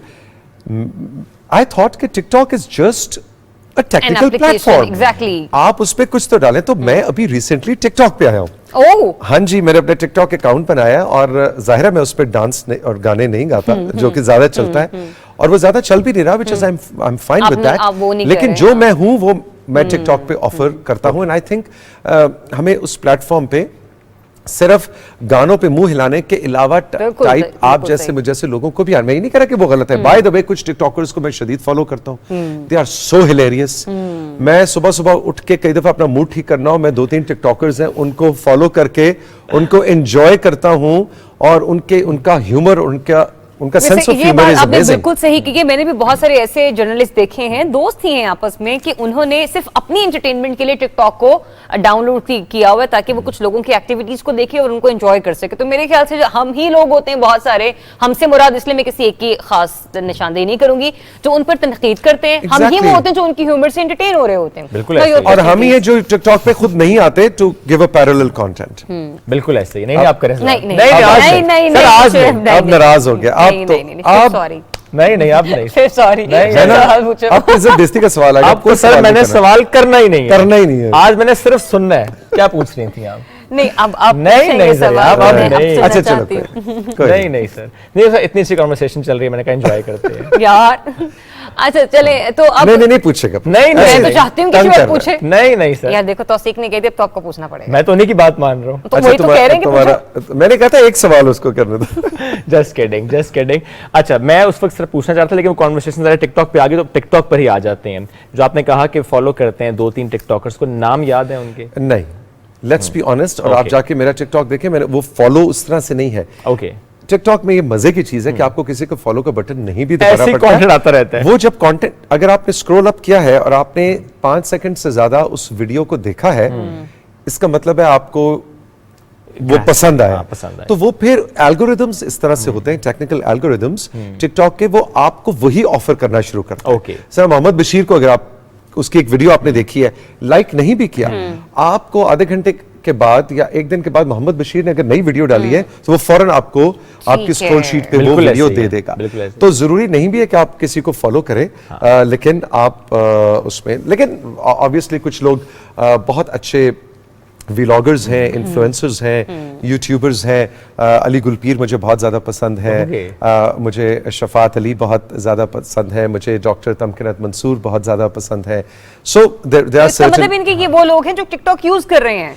ये नहीं, ये वो लोग हैं जो यूट्यूबर्स हैं, जो इंस्टाग्राम पे भी हैं, जो कंटेंट क्रिएटर्स हैं। और अली गुलपीर जिस तरह वो कैरेक्टर में ढल जाते हैं, वो ज्यादा मजा आता है। Amazing, no doubt. उस जैसा ट्रांसफॉर्मेशन मैंने नहीं देखी। अली की कुछ वीडियोस ऐसी हैं जो कि मैंने डाउनलोड, मतलब अपने पास सेव करके रखी हुई है। जब मूड खराब हो देख ली, वैसे दिल करता है कि अच्छा वो ब्रांडेड बैग्स वाली वीडियो जाके देख रही है तो वो आप दोबारा से, जैसे कि अब मैं अगर कहूं अली गुलपीर, अच्छा सबा कमर वाली वीडियो मुझे सबसे ज्यादा अच्छी लगती है उनकी, मैं वो देखना पसंद करता हूं। अब देखिए, ये वो बात है तौसीक कि जो हम सोचते हैं, जिस पर हम सर्च करते हैं, वही हमें ज्यादा कंटेंट नजर आता है। आर्टिफिशियल इंटेलिजेंस भी है। तो अगर मैं कहूं कि आप जो सोचते हैं वो नजर आएगा, आप जो क्या सर्च होता है, लास्ट सर्च आपने क्या किया गूगल पे? आप चेक कर सकते हैं गूगल पे। हाँ, नहीं, मुझे याद है मैंने जो सर्च किया था वो अपने डॉग्स के लिए, जो मेरे दोस्त हैं उनके लिए मैं कोई बैंड खरीदना चाह रहा था उनकी बर्थडे पे, तो वो मैंने जाके सर्च उनकी बर्थडे पे ऐसे कब है उनकी बर्थडे? जी हो गई? जी होगी नवंबर में। मैं कह रहा हूँ सर्च किया था कि उनके लिए क्या खरीदा जाए। तो बेसिकली अपने पेट्स की शॉपिंग जो है वो मैं गूगल पे काफी जाके सर्च करता हूँ। हाँ, मैं जूते गूगल पे सर्च करता हूँ, सेल्स कहाँ लगी हुई है ये गूगल पे सर्च। धोखा कितनी बार हुआ? ये मैंने धोखा सेल वाला पूछा है। होता है, रिश्ते वाला नहीं। एग्जैक्टली। ऑर्डर कुछ किया, आया कुछ, ये होता है। लेकिन चलता है, कोई मसला नहीं। अब दूसरा धोखा वो चॉइस भी तो हमारी थी ना, कि हमने देखे बगैर। लेकिन ऑनलाइन शॉपिंग का वो लुत्फ नहीं है। अच्छा, जो एक्चुअली जाके जब तक आप हाँ ये है। अच्छा, खैर मैं भी यही करती हूँ कि मोस्टली ऑनलाइन शॉपिंग में ये जरूर करती हूँ कि देख लिया किस कैटलॉग में किसके पास क्या आया हुआ है, फिर ताकि आउटलेट जाकर परचेज करने में आपको आसानी रहती है कि हाँ यार ये मैंने देखा था, और मैं फिर वही पूछ रही होती हूँ कि वो आर्टिकल मैंने देखा था, ये पिक्चर है, वो कहते हैं मैडम वो लगा हुआ है। तो ये होता है कि आपका टाइम थोड़ा सा बच जाता है डिजिटल इस शॉपिंग की वजह से। बंदा कहता है अच्छा किया देख ही लिया, अब नहीं लेना। नहीं, मेरे साथ कम ऐसा होता है। हाँ, कम ऐसा होता है। शॉपaholic हैं आप?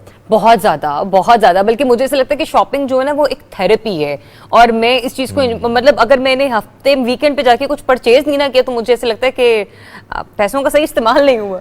She is right. वैसे अगर आप अपने आप को खुशी देना चाहते हैं, बस ऐसे ही निकल जाए, शॉपिंग करके आ जाए, आप खुशी महसूस करते हैं। धोखे पे ही आ रहा हूँ, अब मैं शॉपिंग के धोखे पे नहीं आ रहा। वैसे रिश्तों में कभी धोखा मिला?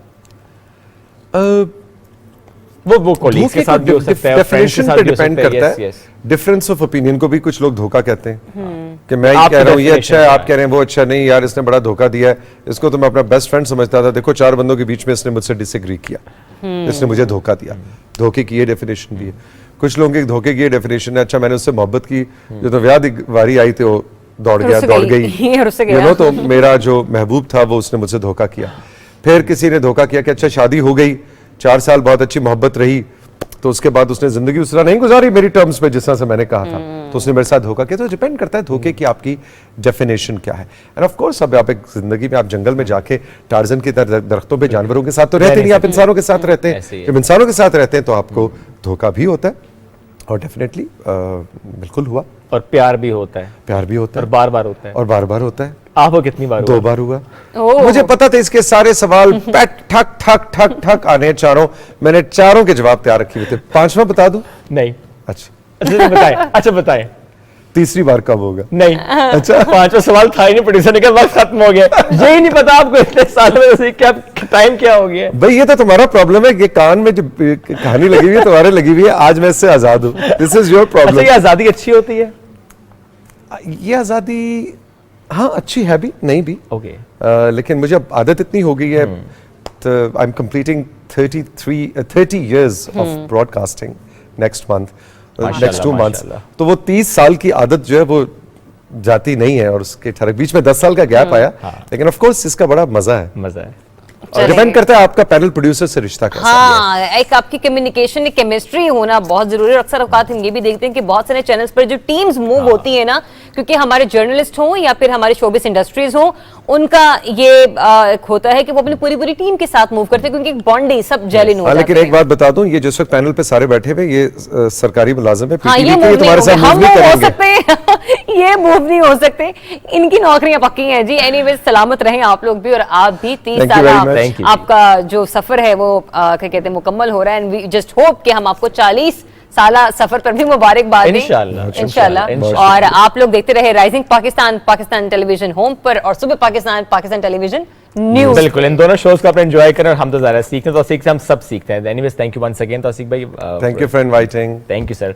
वक्त खत्म, मुलाकात करेंगे कल। बहुत सा ख्याल रखिए। अल्लाह हाफिज।